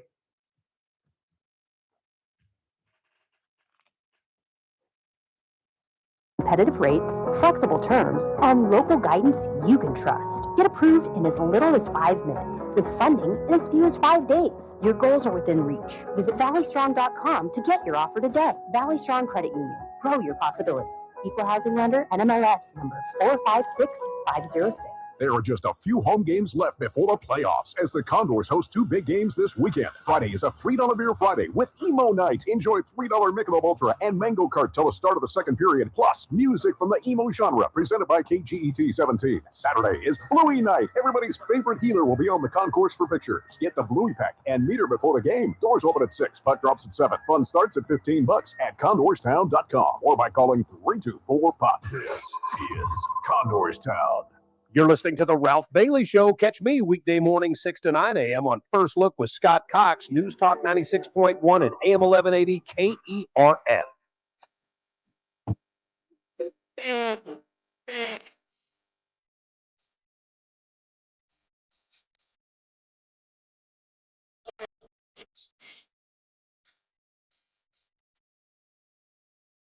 I'm not knocking on heaven's door. Not knocking on heaven's door. 812-5376, 842-KERN.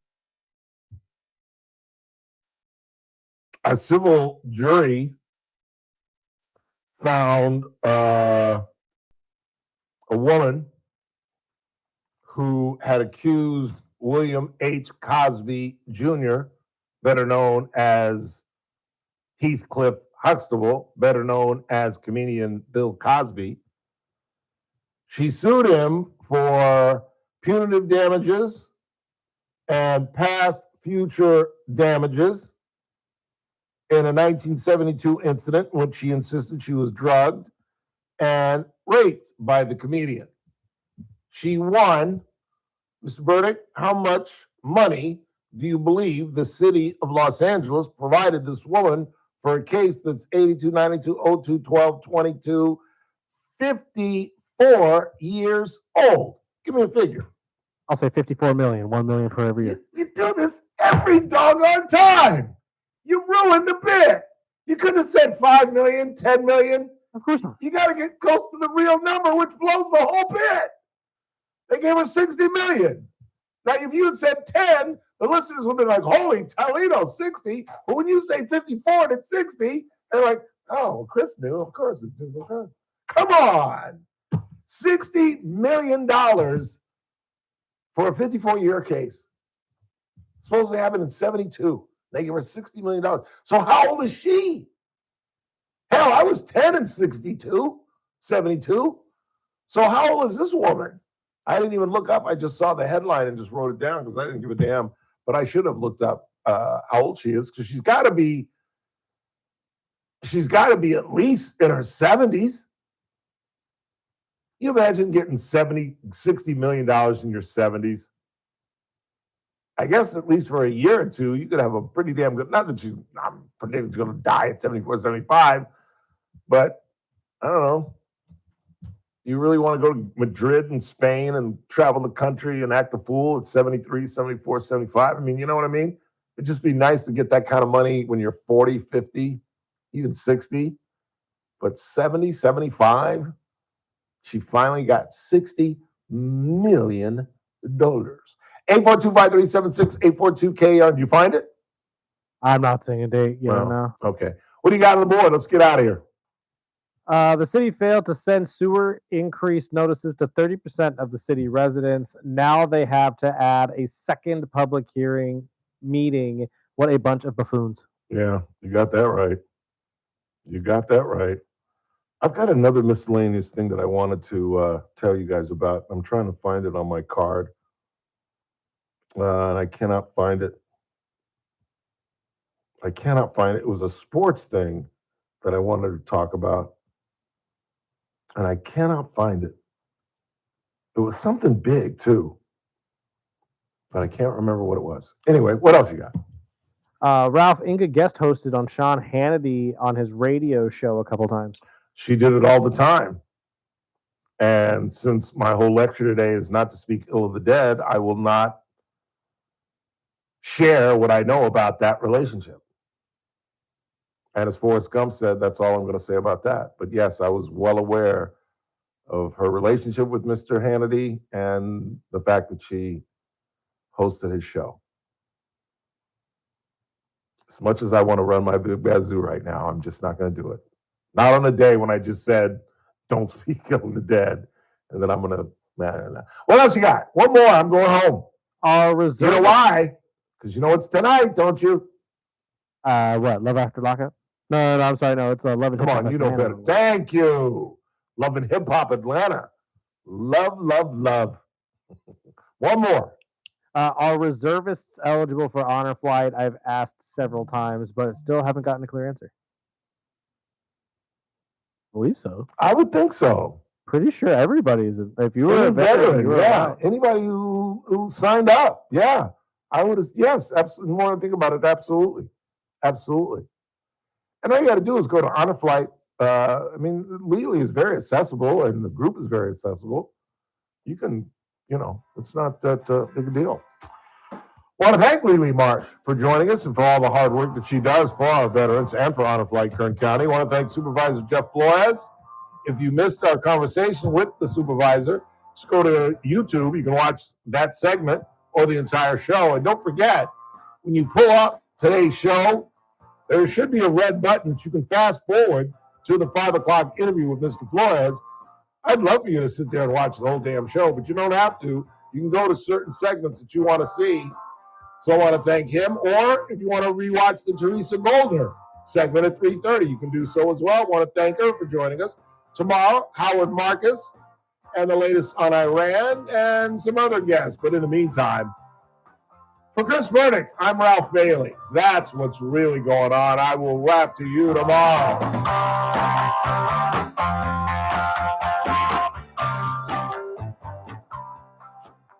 This is AM 1180 KERN Green Acres. This is 96.1 FM Bakersfield. Online at KERNradio.com. News this hour from Town Hall. I'm Keith Peters in Washington. Former Republican Senator Mark Wayne Mullen was sworn in as Homeland Security Secretary at the White House today. Mullen says he's impressed by DHS employees who have weathered the partial government shutdown without pay. These employees have been there for 30 days without pay. And if you need anything to know their dedication to show up and still protect the homeland that you and I enjoy and the freedoms that we're experiencing, they're working with for free because of political politics. That's all I need to know. Mullen succeeds Kristi Noem, who was fired earlier this month.